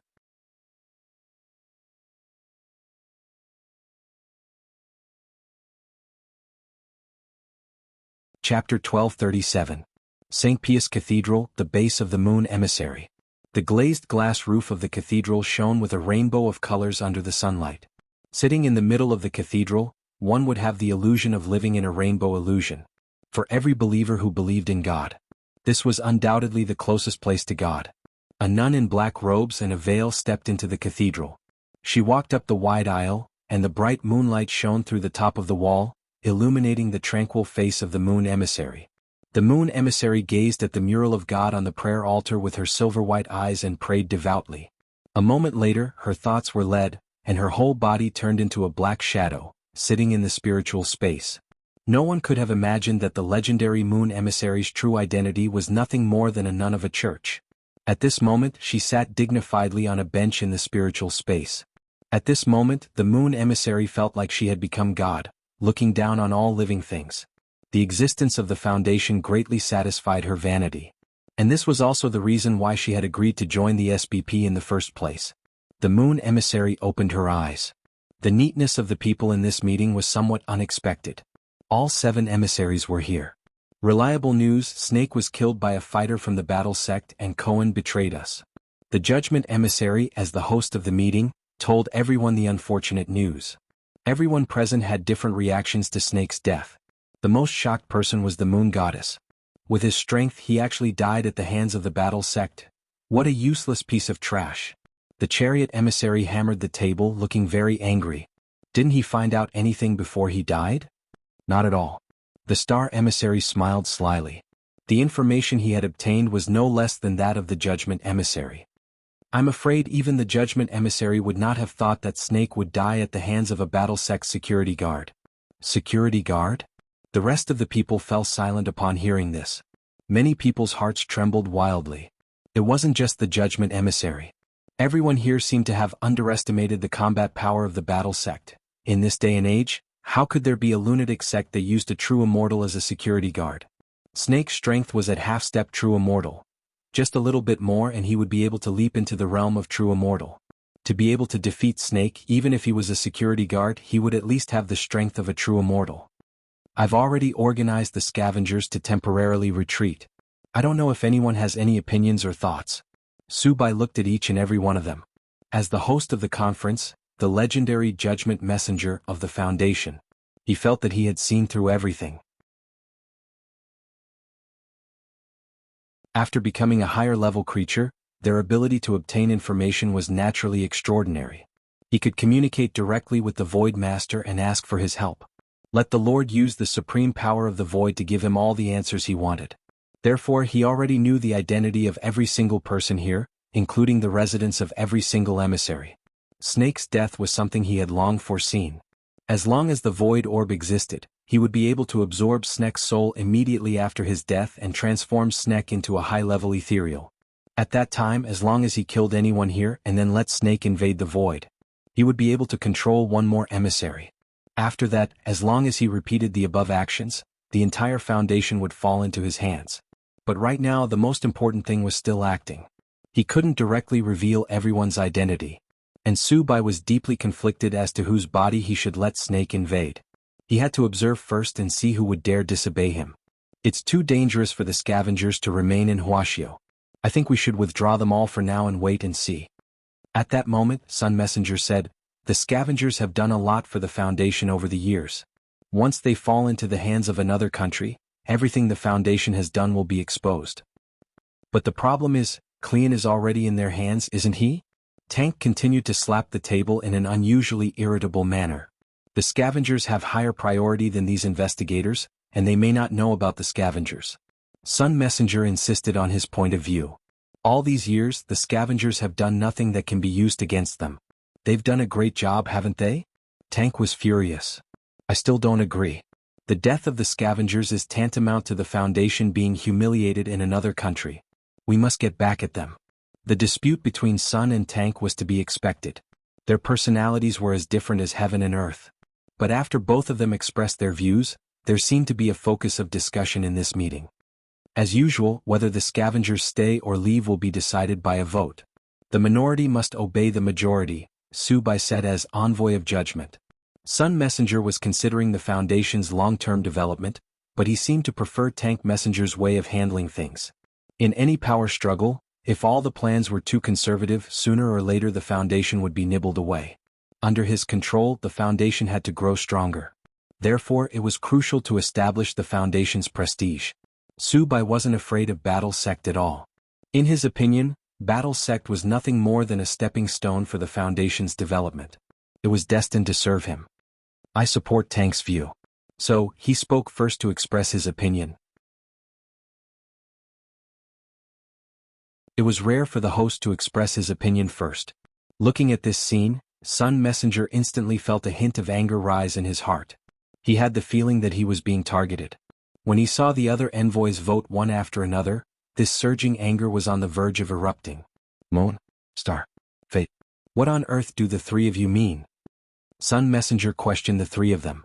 Moon, haven't you always advocated peace? Why would you agree with Tank Messenger's violent style? Nun Moon was silent. She actually didn't have her own opinion, and following the crowd was her usual practice. Star Messenger. Although Sun Messenger's words are reasonable, I always follow my own judgment. At this time, Sun Messenger looked at Fate. Like before, Fate fell silent again. Finally, everyone's eyes turned to the only person who didn't express his opinion. The fool, what do you think? Subai stared at the black shadow sitting at the back and narrowed his eyes. The fool often left midway through a meeting. This was the only time the fool didn't leave. But now it seemed that the fool's vote was meaningless. Even if he voted for Sun, this vote was destined to be won by Tank. In the silence, everyone seemed to hear a rustling sound as if someone was chewing something. Who's secretly eating snacks during a meeting? Subai asked in surprise. Everyone looked in the direction of the sound. They were surprised to find that the sound came from the fool in the 7th seat. It was coming from the black shadow that the fool had transformed into. Although they couldn't see the fool's face and could only see a black shadow, they could clearly see what the black shadow was doing. They saw the fool seem to have opened a new bag of packaging, took out the seasoning packet and skillfully tore it open and sprinkled it in. Then he put his hands together and crushed the snacks. Subai's heart skipped a beat when he saw this. From what he knew, the fool was not like this. He didn't have a hobby of eating snacks. But who was this fool? And this action of opening the bag of snacks seemed a little familiar to Subai. His gaze touched. Deep in his heart, an inexplicable sense of fear was awakened at this moment.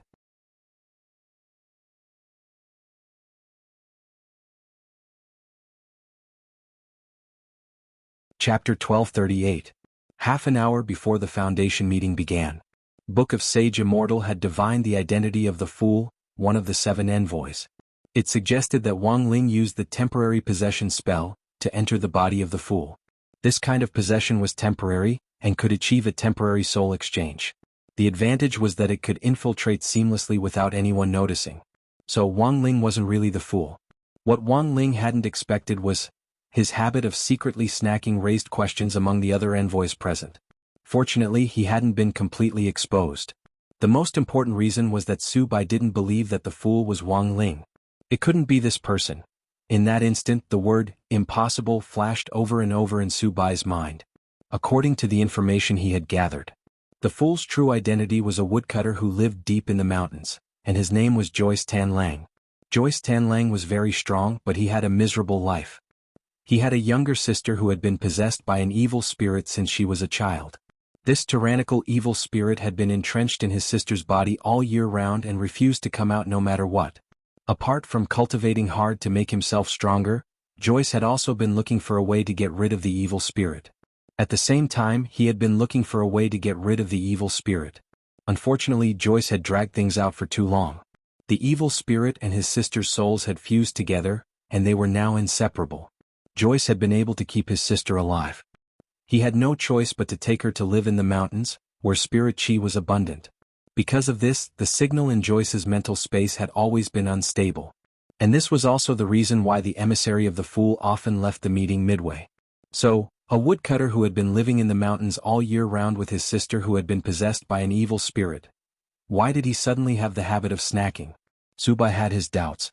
But he didn't believe that the woodcutter was the fool. It was the man whom he had been longing for revenge. He had been planning everything, but he hadn't even officially launched his plan. All of the actions should be seamless.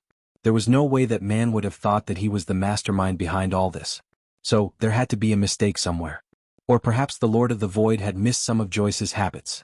If this was a woodcutter who loved to eat snacks, it would make sense. Joyce had sacrificed so much for her sister. He had visited so many powerful beings in remote places in search of the secret method to dispel the evil spirit. He must have his own pressure.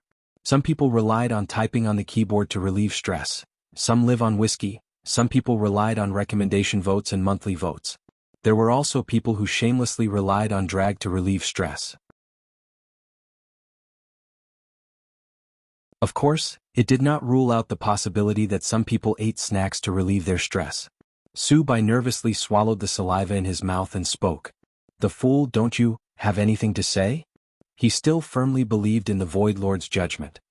He confirmed that the envoy sitting in the 7th seat was the old woodman Joyce. Not the man she wanted to take revenge on. His innocence was not the slightest bit empty. But now was not the best time for revenge.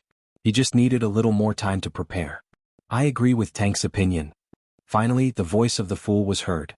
This slightly rough voice made Subai heave a sigh of relief. He was sure it was Joyce's voice. And his tone was exactly the same as Joyce's. In that case, 6 chariots and 1 sun. The Foundation will draw up a follow-up plan based on Tank's suggestion. After saying this, Su Bai made his final decision in the mental space. The meeting came to an end. In the bedroom of the Wang family's small villa, Wang Ling opened his eyes. At the last moment of the meeting just now, Wang Ling had cancelled his temporary possession spell. He returned the body to its rightful owner, Joyce Charcoal Lang. This was a good brother who knew how to dote on his little sister. Wang Ling didn't want to implicate Joyce because of him. He had already signed a soul contract with Joyce, so he had the right to possess Joyce at any time. In return, Wang Ling promised to help Joyce cure his little sister. The evil spirit had already fused with his little sister's soul. But for Wang Ling, it would only take a flick of his finger for him to extract the evil ghost. Of course, Joyce was touched by Wang Ling's body. He felt that his unwavering devotion to his little sister all these years had touched the heavens, and he had been redeemed by God. After Wang Ling cancelled his possession, Joyce knelt down on both knees and raised his hands in prayer as he looked up at the sky and thanked God with the most devout eyes. Joyce, Lord, thank God. If you mainly use my body, you're welcome to possess me at any time. Wang Ling, is it done? At that moment, Wang Ling turned his gaze to the tablet on the table. Although Wang Ling already had the thought of giving it away. So, he had to give it away. But for the time being, April was still useful. While my lord was possessing me, I already figured out the identities of the people in the spirit space. Book of Sage Immortal gave the results of its deductions. There was no doubt that the 7 members of the Foundation were all foreign cultivators. But that didn't rule out the possibility that some of them were colluding with the General Alliance. Among them, the probability of Tank colluding with them was as high as 87%, and he was a key target for observation. Wang Ling clicked on Tank's information.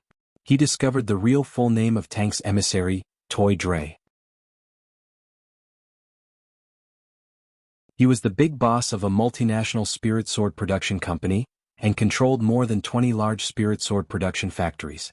Every year, some of the mass-produced spirit swords in Huaxiao Nation came from Toy Dre. What astonished Wang Ling even more was that this Toy Dre actually seemed to be related by blood to someone Wang Ling knew. According to Book of Sage Immortal's bloodline analysis, Toy Dre's DNA was actually highly similar to Yi Jiang's. The two of them were actually father and son? But Yi Jiang had been alone since he was a child. It was only after General Yi had taken a fancy to his talent that he had accepted him as a disciple. His life had gradually gotten better. To be honest, if it wasn't for this bloodline data, it was hard for Wang Ling to imagine that Yi Jiang had foreign blood. It looked like Yi Jiang might have inherited more of his mother's genes. And his mother was definitely an authentic Eastern beauty. Keep investigating. Wang Ling continued to give orders to Book of Sage Immortal. He needed to know who on earth Yi Jiang's mother was. As long as his mother was on Earth, he would be able to find some suspicious clues through a large database. It might take some time to find them. But Wang Ling had plenty of time now. In fact, in the data provided by Book of Sage Immortal, Wang Ling also discovered another interesting set of data. That was the inference about the identity of Messenger of Judgment number 4. Although Book of Sage Immortal gave a 76% probability to a person called Michelle, there was still a 24% probability. It was very likely that this Michelle had already been switched. Baizha.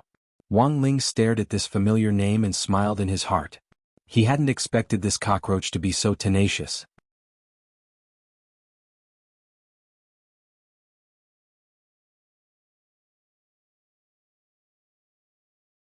Chapter 1239.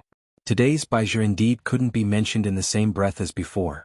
Wang Ling could sense that Baizha's combat strength had improved significantly.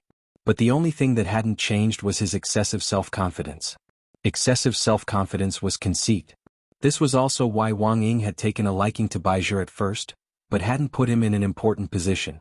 Baizha was certainly strong, but conceited could easily cause trouble. So the question now was, how strong on earth was Baizha? After Book of Sage Immortal examined him, it gave a definite answer. My lord, he seems to have already become a hollow spirit. Had he really been invaded by the void? Wang Ling wasn't surprised by this result, because he was well aware of President Bai's hatred for him. In order to defeat him, President Bai would rather not be human and become a so-called higher-level creature. Wang Ling could feel this hatred even from across space. Do you have a specific estimate of his combat strength? Wang Ling asked Book of Sage Immortal. It's not easy to calculate because my current understanding of void creatures is still limited. But the first thing Baizhi did after becoming a hollow spirit was to absorb Devil Gut Fungus Lord. This is a creature that has been enlightened by my lord. So right now he might be stronger than Wang Zhen at his peak. Above venerated Immortal was Dao Master. In other words, this person's current strength was indeed immeasurable. Back when Wang Zhen had come down from Ninefold Star to seek an explanation from him, Wang Ling actually wasn't afraid. With one glance, he could tell that Wang Zhen could probably withstand 5 slaps from Wang Ling at his peak. By punishing Wang Zhen, the Heavenly Dao Governing Committee had actually saved his life. Otherwise, Wang Zhen's soul would have long been destroyed by these 5 slaps. President Bai, who was now called Su Bai, was now stronger than Wang Zhen, which instantly piqued Wang Ling's interest. Was the 10 dragon subduing slaps, which had been sealed for so many years, about to be unsealed? Elsewhere, the initial test results for the red decoction were out. Immortal Toya had never seen a substance in the decoction before. But after comparing the medicinal properties, Immortal Toya was able to find a spirit plant with a similar effect from the existing stock of medicinal herbs on Earth, but it was far less effective than the red decoction. In the Great Hall of True Venerates, Immortal Toya took out a round azure magic ball. By touching the magic orb, he could project the images in his mind into the void. First of all, we can confirm that the spirit plant used to brew the red soup does not exist on Earth. Let's call them void plants for now. Immortal Toya said, after a reliable comparison, the medicinal properties of this void plant are similar to those of returning grass on Earth. Returning grass? Hearing this, Sunny Yuan nodded slightly. He was in the production of medicinal pills, so he was naturally very sensitive to the names of some spirit plants.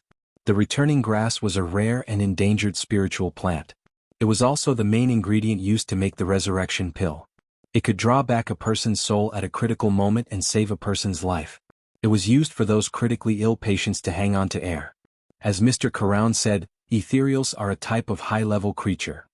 It took them a very long time to evolve themselves to the point where they have no form and are like light and wind. And when it invades the bodies of human cultivators, it actually causes great harm to them as well.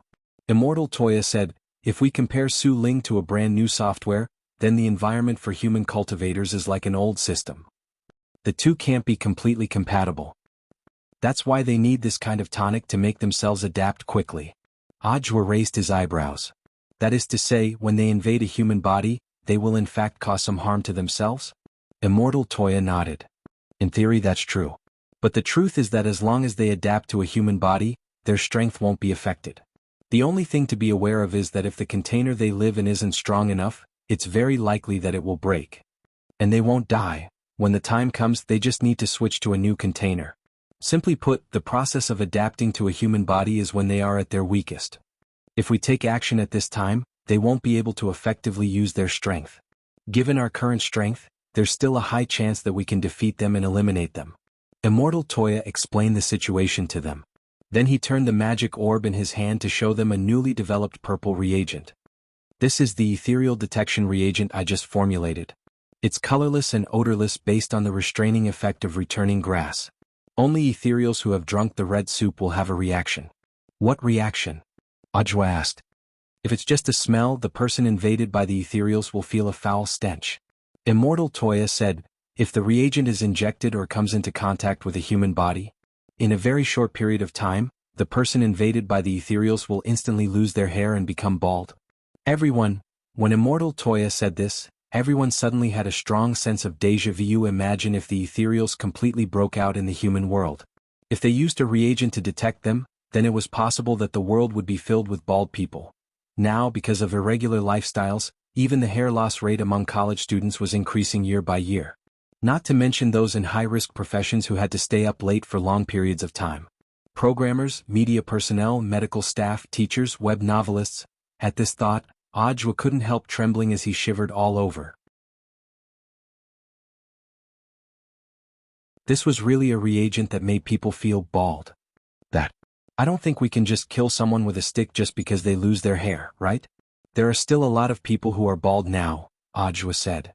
Killing them with a stick definitely won't work.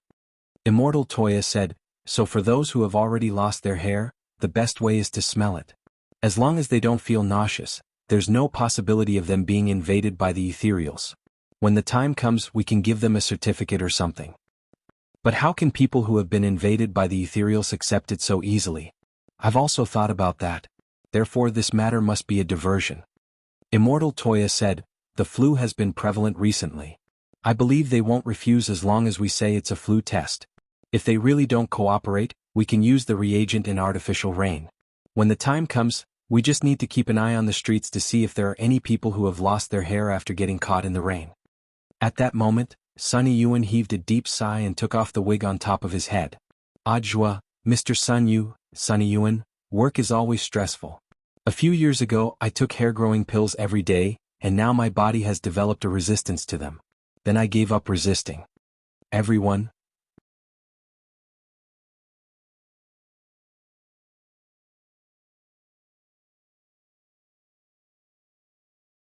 Chapter 1240. The successful development of the hollow test reagent finally gave everyone in Battle Sect a glimmer of hope. Their war with the hollow had already begun. But unlike previous battles, there was no smoke in the early stages of this war. Ajua's goal was very clear. 1. They had to figure out who on earth the hollow were looking for. 2. They had to strangle the hollow in the cradle before they found the key person and officially launched the void invasion. I'll take the reagent back, Old Man Sun said at that moment. Huagua Water Curtain Group had many stores, which could allow Immortal Toya's reagent to be produced in large quantities in a short period of time and shipped to its stores all over the country. Sunny Yuan had already thought about turning all the stores in his industrial chain into invisible hollow monitoring points. Using the spell fusion test reagent to create artificial rain over a large area was the worst plan, because there was a risk of alerting the enemy. Sunny Yuan put on the wig again and tidied up his clothes. He had never made his baldness public before, but this was a special case. Since Battle Sect was already an ally, making it public was actually a sign of trust. Then I'll leave this matter to Mr. Sunday. Ajua, Immortal Jinyuan and Immortal Toya cupped their fists in salute. We'll get through this together. Sunny Yuan's expression was solemn as he cupped his fists in return. Then Old Man Sun left in a hurry with Immortal Toya. As the reagent developer, Sunny Yuan had already made an exception to hire Immortal Toya as chief engineer. Developing reagents was also a frontline job. Immortal Toya was deeply proud of this. Doctors were benevolent, and alchemists were also medical workers. Immortal Toya was naturally duty-bound. And so, in the early morning of November 26th, thanks to Battle Sect and Huagua Water Curtain Group's cooperation, the ins and outs of the whole matter had basically been figured out. Although there were still a lot of doubts about the matter, the general direction had been set. In just a few short hours, Immortal Toya had swiftly developed a reagent to detect the hollow. This speed was jaw-dropping. We've already started work on the reagent, but Mr. Kion, there's something else we need your help with.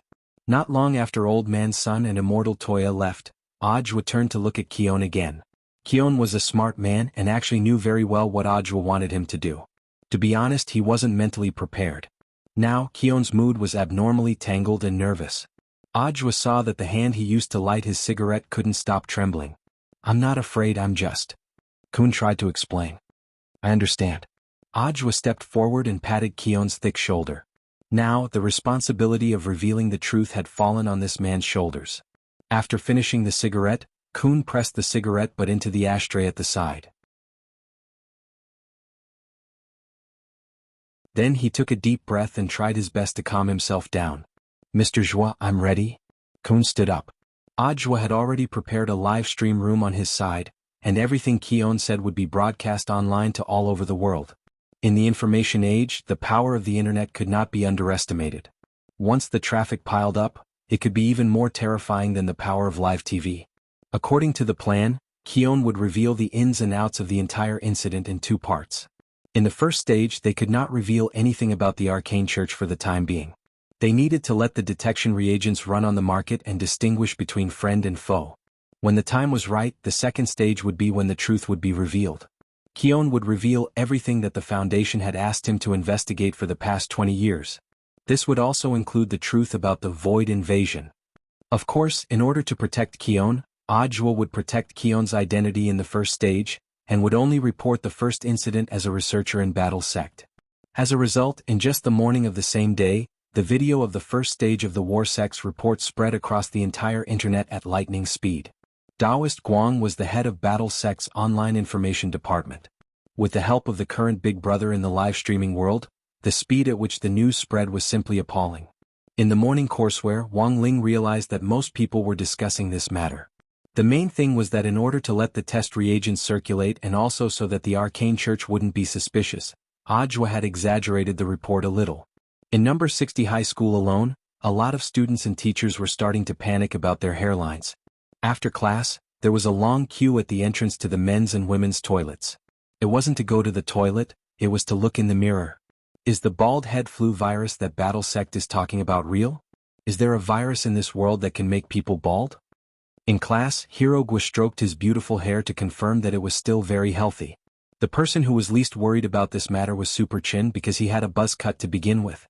For him, to be bald or not to be bald. Actually, there wasn't much of a difference. F***K. I saw some people online say that they're already bald. They lost a lot of hair in one night and they suspect that they might have this bald head virus. At that moment, someone cried out in alarm as he scrolled through his phone. Where? Let me see? Hearing this, everyone gathered around to watch the excitement. This was just a screenshot of a chat log. It was full of text and there weren't even any pictures. Wang Ling sighed disinterestedly. Now that the bald head virus was a hot search topic, there would always be people who liked to take advantage of this opportunity to freeload. The internet spread too quickly, and without a full understanding of the unknown, it was very easy for people to believe all kinds of rumors made up by people with ulterior motives and marketing accounts that had popped up online. As it turned out, people were even more afraid of baldness than of coughing and fevers. After Audiobook's announcement, Huagua Water Curtain Group very quickly set up testing sites across the country. They even mobilized all their employees to carry out epidemic prevention work, set up testing sites in major public places, and linked hospitals to isolate suspected people. This kind of reaction speed was already godlike. In fact, the vast majority of people weren't at risk of baldness. All this was just a pretense to identify a hollow spirit. Sitting in his seat, Wang Ling quietly watched the performance from the Battle Sect. On one side, someone was working hard. On the other side, someone was vigorously spreading rumors for the sake of traffic. In just one morning, ginger and garlic had been sold out in the market, just because a marketing account said that garlic and ginger could prevent hair loss. Wang Ling, I remember that you have garlic-flavored crispy noodle snacks, right? Do you want to contribute some? At that moment, someone turned to look at Wang Ling and asked. Wang Ling's heart was on the verge of collapse. This person, what the hell was he thinking?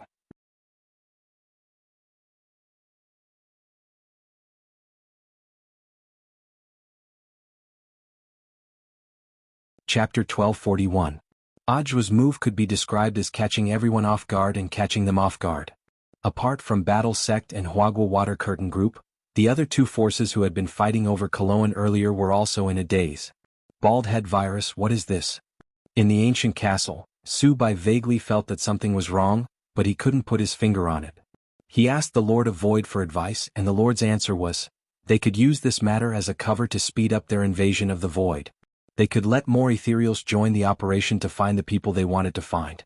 For the first time, Su Bai, who used to be a human, had some doubts about the Lord of Void, but he didn't dare disobey him. It was the Lord of Void who had given him everything. Since he could give it to him if he was unhappy, he wouldn't take it back. At that moment, Su Bai realized for the first time that ethereals had a disadvantage as advanced creatures. They were used to living a carefree life in the world of the Void, and had never experienced the deceit, lies, and mutual deception of the human world. To put it bluntly, this group of ethereals, including the Lord of Void, were a bunch of honest people, through and through. Now, Su Bai could only pray that things would go according to plan, and that this so-called bald head virus storm wouldn't turn out to be some kind of trick. In the short span of one morning, the bald head virus storm swept the world and became a hot topic among the people. How to guard against this terrifying influenza virus instantly became the focus of all cultivators' discussion. Some experts said that washing hands and wearing masks weren't enough, because this bald head virus could also be transmitted through contact. For example, if someone who was already infected with the bald head virus stroked their head, it could also cause hair loss. Wang Ling knew that this was, of course, unreliable nonsense. But the problem was that there really were people who believed this unreliable information. Take number 60 high school as an example. That afternoon, an epidemic prevention team formed by the Cultivation Police and the local health department came to number 60 high school and took away several bald-headed teachers for investigation. Old Antique explained again and again to the epidemic prevention personnel in thick protective clothing, "Brother, I'm really not sick. I don't have much hair to begin with." In that short moment, Old Antique even had the urge to revert to his gorgeous itinerant true form. In his gorgeous itinerant form, he had long, elegant, waist-length hair. The feeling of being misunderstood was really unbearable. However, the epidemic prevention personnel did not listen to the explanation at all. The order they received was that they would rather kill everything by mistake than let a single one go. "Teacher, please cooperate with me first. We will bring you to the testing point later. If there are no problems, you can leave on the same day. Now please cooperate with the van." The attitude of the epidemic prevention personnel was very firm. Old Antique had no choice but to cooperate. The trunk of the minivan had already been treated to expand the space. When Old Antique entered, he found that the space had already been divided into several individual areas. This is a separate design to prevent cross-infection. "Brothers, where did you all come from?"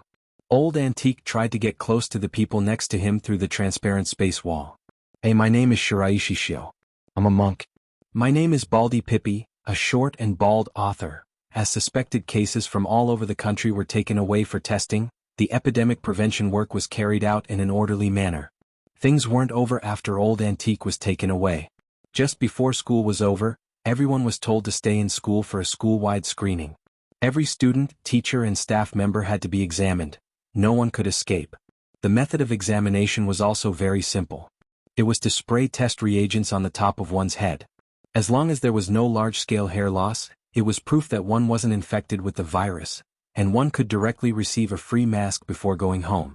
To prevent cross-infection, the tests were carried out according to class. Everyone whose number was called would gather at the entrance of the stadium, where a temporary testing point had already been set up. When it was number 60 High's turn to wait, Wang Ling blinked as he stared at Class 2, which Fang Xing was in. So far, all the tests had been normal and there had been no abnormalities. As far as he knew, the number of spiritual invasions at the moment was still very limited, and it was very unlikely that someone from number 60 High would be infected. The spiritual spirits needed hosts with strong physical qualities, and generally wouldn't target students who were only at the foundation establishment stage. Up ahead, the teacher in charge of Class 2, Teacher Lu Ruoxu, was in the middle of an examination. This teacher Lu taught mathematics and had previously taken over Wang Ling's class. He was an expert at the peak late golden core stage, and was proficient in calculations. To be able to become the teacher in charge of an elite class proved that Teacher Lu indeed had some skill. In fact, there weren't many female teachers in the school who could show their face. Teacher Pan was one and Teacher Lu was another. "Don't you feel that the quality of Teacher Lu's teaching has been getting better and better recently?" "Don't mention it, old Pan is having a headache over this," said Hirogwa. "Remember the test 2 days ago? Our class and Class 2 took the test together, and in the end our average score was 10 points behind Class 2. "Was it during the break after the national competition?" said Super Chin. "That's right." Old Pan exploded with anger.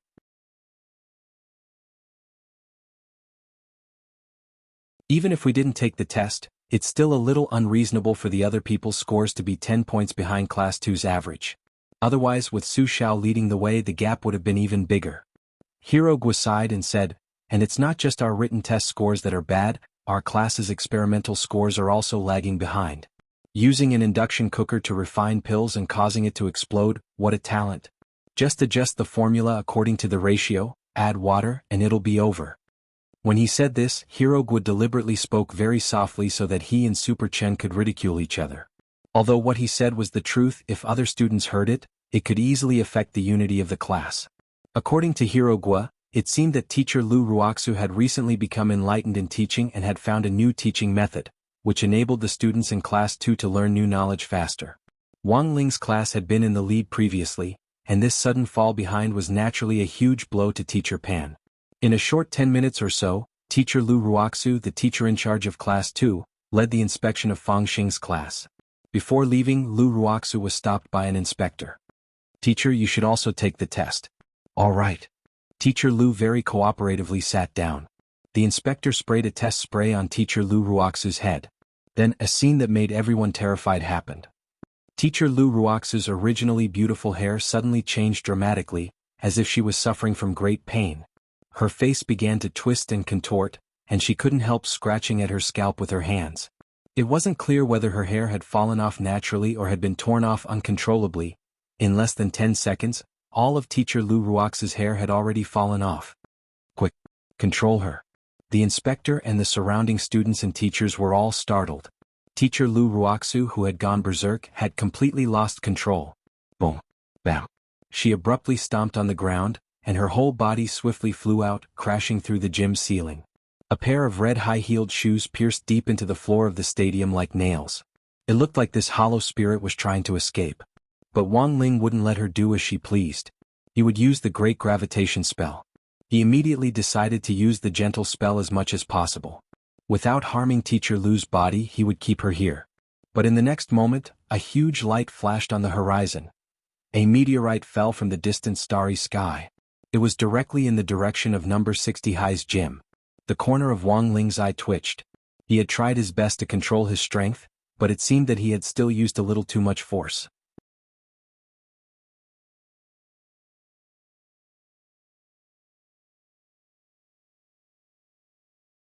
Chapter 1242. Wang Ling had indeed held back when he had attacked. He had used a condensed version of the Great Gravitation spell, which was only used on Teacher Lu Ruoxu, who was trying to escape. This was a lock-on skill. But Wang Ling hadn't expected the condensed power to actually be able to trigger a meteorite in space. He really had. He had only used a little bit of his power. But in the end, this was still his fault, and he had to think of a way to get rid of it. Otherwise, when the meteorite fell, the huge explosion might flatten all of number 60 High, no, an entire district. But to be honest, Teacher Lu had indeed become very strong after being possessed by Su Ling. The Su Ling in Teacher Lu had merged perfectly, and Teacher Lu's body had also been strengthened by the Su Ling. For Wang Ling, this was an experiment, because he had yet to fight the creature on the other side of the Gate of the Void. This was a good opportunity to test the waters. Bzzz.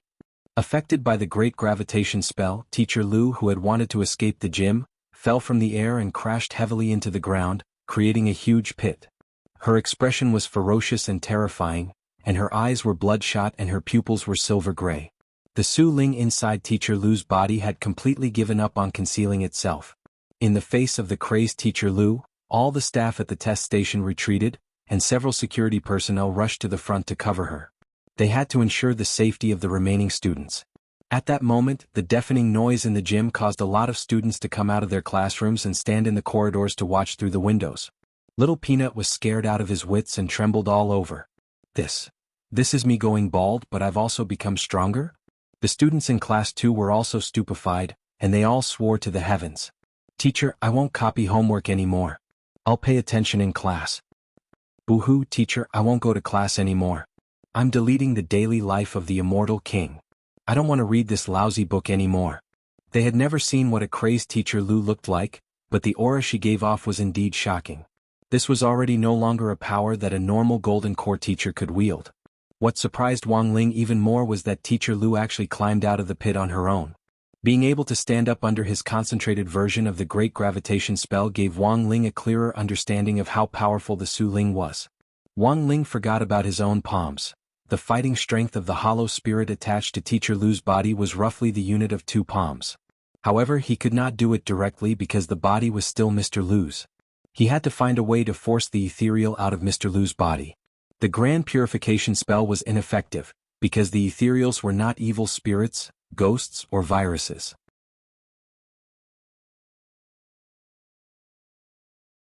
They were complete high-level creatures, and the power of the Grand Purification spell could not work on Mr. Lu's body.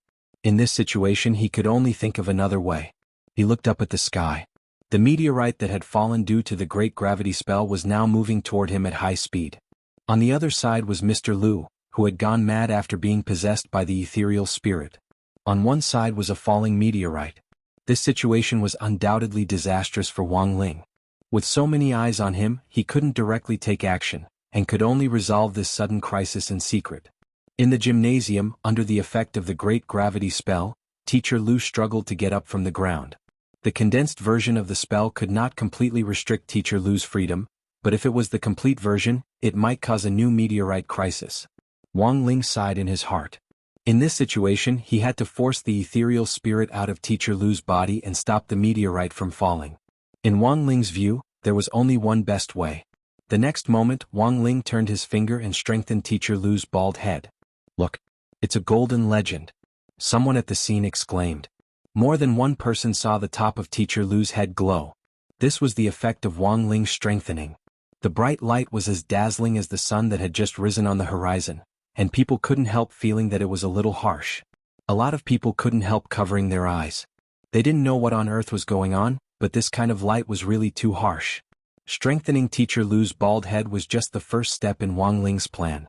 Right now, Teacher Lu was probably already the toughest woman in the universe. The next step was for Wang Ling to personally control Teacher Lu to fight the meteorite. In the blink of an eye, Teacher Lu's entire body shot out of the gymnasium like a rocket launched straight into the sky. With her dazzling bald head, she charged unstoppably toward the huge meteorite that was trying to break through the atmosphere. The ethereal spirit attached to Teacher Lu's body realized that the body it was controlling wasn't listening to its commands at all, and it couldn't help swearing. Ethereals didn't normally swear, but they were very good at learning. The ethereal spirit in Teacher Lu's body had inadvertently learned this when Teacher Lu reprimanded the students on a daily basis. A few seconds before it hit the meteorite, the ethereal spirit felt fear in its heart. It didn't know that Wang Ling had already strengthened Teacher Lu's bald head, so it couldn't make an accurate judgment of the current situation. It had already been in Teacher Lu's body for a long time, and it could be said that it had already achieved a perfect fusion. Once Teacher Lu's body was injured, it would also suffer an equal amount of damage. It absolutely couldn't let that happen. It had to stay alive to complete the task given to it by the Lord of the Void. Thus, after an intense internal struggle and seeing that it was about to hit the meteorite, the ethereal spirit attached to Teacher Lu's body finally clenched its teeth and gave up on Teacher Lu's body. In the next moment, there was a huge roar in the sky as the huge meteorite collided with Teacher Lu, who had been launched from the ground. Struck by the toughest woman in the universe, the meteorite was smashed to pieces in the atmosphere. Before the broken rocks could hit the ground, they were burned to ashes. Wang Ling controlled Teacher Lu to land safely, while his primordial spirit left his body to capture the ethereal spirit that had just broken free from Teacher Lu's body. The ethereal spirit had luckily escaped and was looking for a new host. At that moment, it saw Wang Ling with his primordial spirit, a very strong person. The ethereal spirit was instantly excited. To be able to leave the body with his primordial spirit at such a young age, his physical quality was definitely top-notch. This was trillions of times stronger than the female teacher it had attached to previously. "Kid, it's your bad luck to run into me," the ethereal spirit said excitedly, and without saying a word, it directly plunged into Wang Ling's primordial spirit. At the same time, Wang Ling swiftly withdrew his primordial spirit. His plan to use his primordial spirit as bait to capture the ethereal spirit had been a complete success. This ethereal spirit had run into him. Just his bad luck. You're tuning in to the Han Li's Wuxia Adventures YouTube channel. We're so grateful for your support, and don't forget to subscribe to join us on this incredible journey through captivating stories. Your generosity through donations truly makes a world of difference, as it's the primary source of revenue that allows me to expand and enhance this channel for you. Thank you from the bottom of my heart for being a part of this adventure.